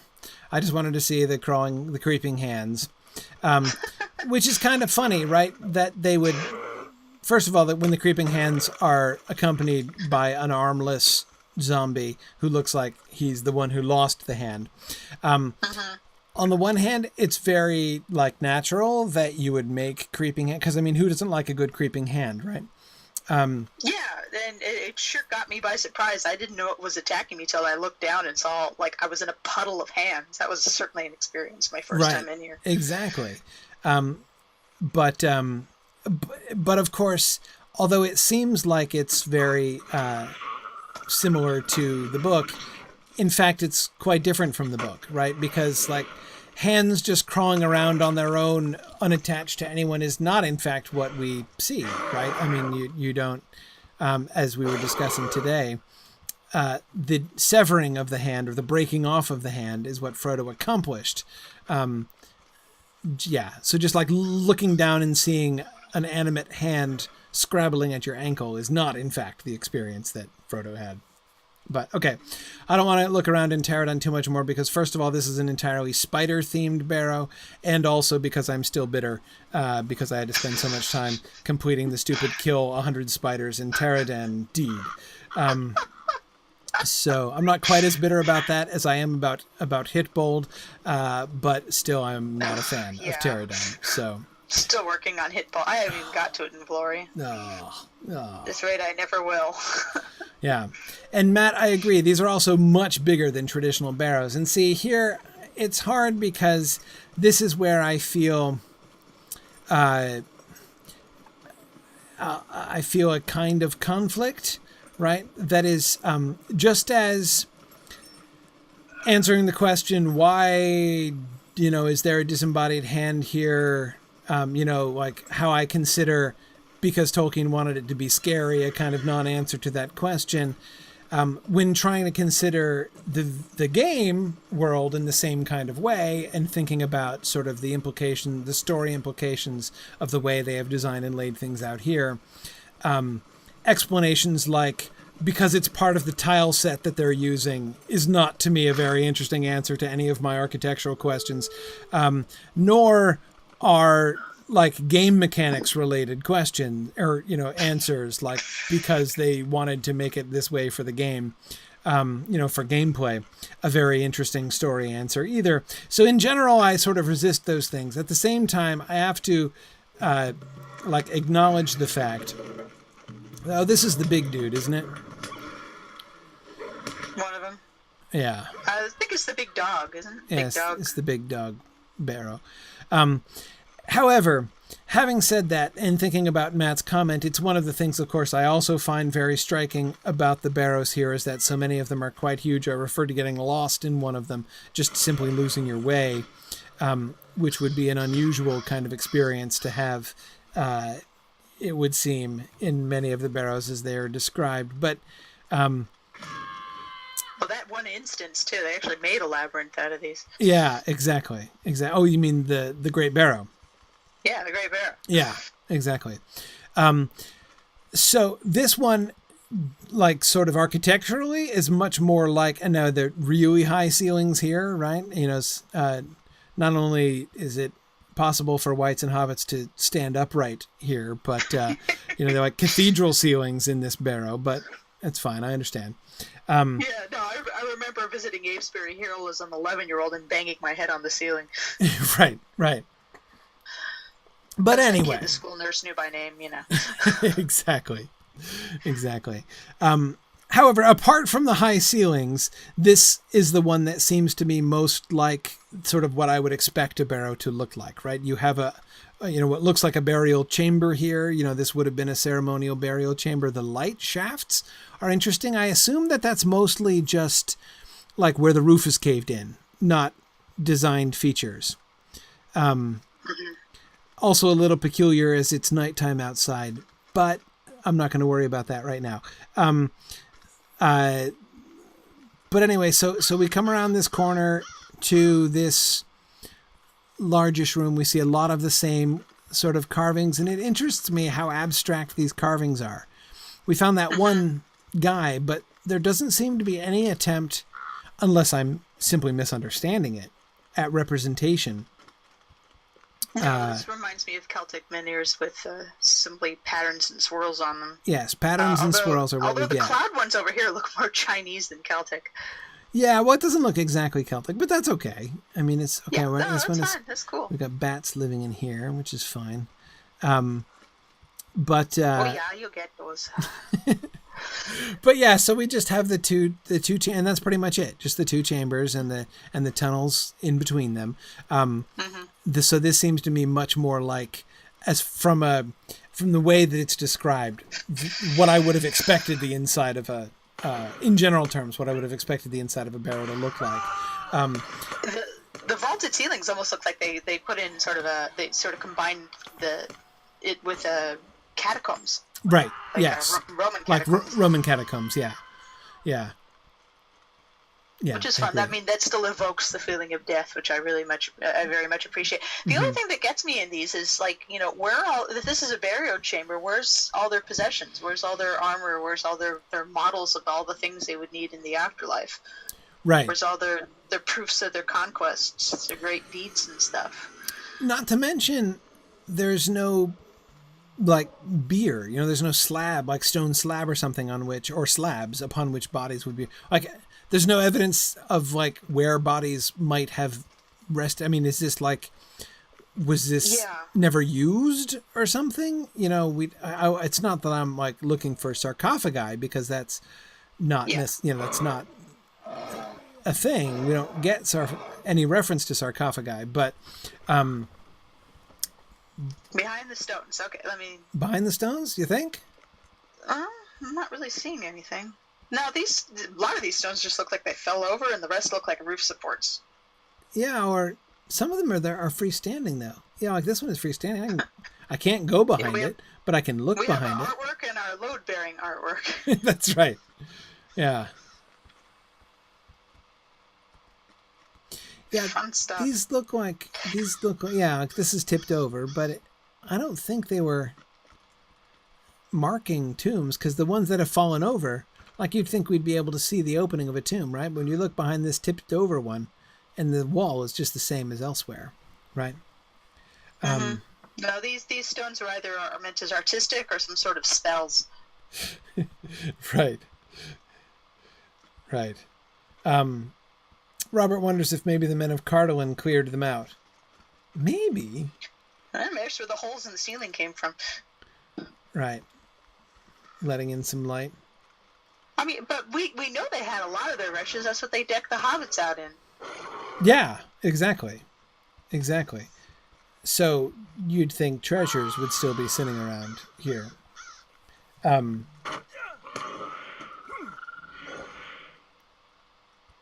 Yeah. Especially something this big, because if one guy is buried in a place this big, you know they built it this big for a reason. Exactly. Yeah, I mean, that in order to accommodate treasure and stuff, right?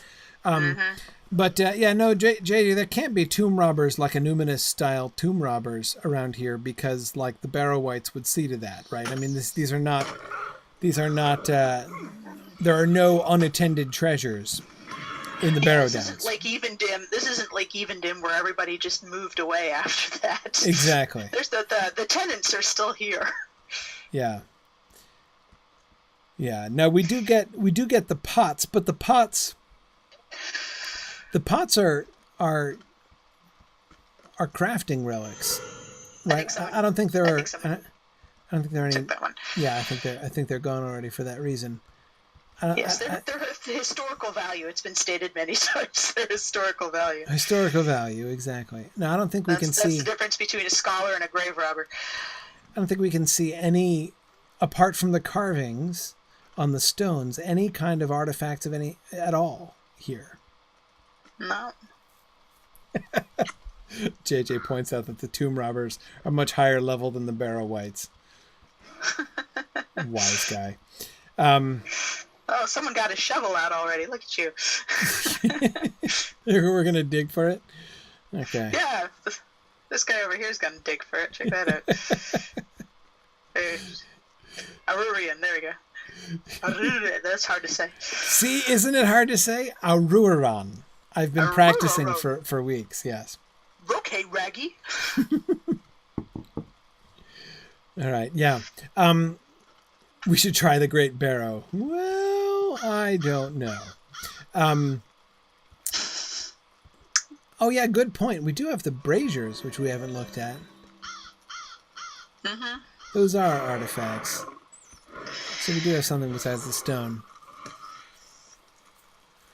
Yeah. Yeah. A bit minimalistic, but... It is. It doesn't seem to be quite in the, idiom of the Barrow Wights, you know? There's a big difference between I'm going to light a cheery fire atop this, iron brazier. Big difference between that and I'm going to make your body glow with a pale green corpse light, right? Yeah, something between something you'd see in a Catholic church or something you'd see in a backyard patio. Yeah, exactly. I don't know. I mean, we're getting good light off them. They're, right? They're functional. But honestly, we're getting more light off those sunbeams up there. Yeah, exactly. We do get some mist. We do get a little bit of kind of greenish glow Not so much in this one. I forgot to comment on it. In the other Barrow, the one with the water feature, there was much more of the green glow. Yeah, the green and purple. Artistically, yeah, I love that. Those two secondary colors are really fantastic, creating just this eerie atmosphere. Yeah. I always laugh though when I see like barrows and caves and they're lit up with eerie glows. I'm always remembering that line from, I think it was Terry Pratchett's either Color of Magic or the second sequel to that. He's talking about how in caves you always have lichen that's specifically grown in caves to give just enough lighting for all the adventurers coming through. Exactly. All right. Well, I was thinking of continuing on to the Southern Barrow Downs, but I should probably save that for next week. It's St. Nicholas Eve. Some people have shoes to fill. Exactly. So I'll let people go. It's midnight anyway here. So we will head. So next time for our field trip next week, we will head south, where we will get to see the interaction between yet another sort of archaeological layer here, as we will get the clear Numenorian construction on top of the old Barrow Downs pre-Numenorian construction that we're getting here. So cool. Yeah. All right. So thanks everybody for joining us this week for our Barrow Downs field trip and our discussion of Frodo's big choice here. And everybody's getting set on fire. So we'll see you guys next week. Thanks for joining us. And next week's happening as usual. Yeah, no problem. So we'll see you guys next week. Bye now. Thanks for joining me on this epic exploration of The Lord of the Rings and of Standing Stone's video adaptation of Tolkien's story. If you are having even half the fun I'm having on this journey, I hope you will consider supporting the project by donating at signumuniversity.org/fund.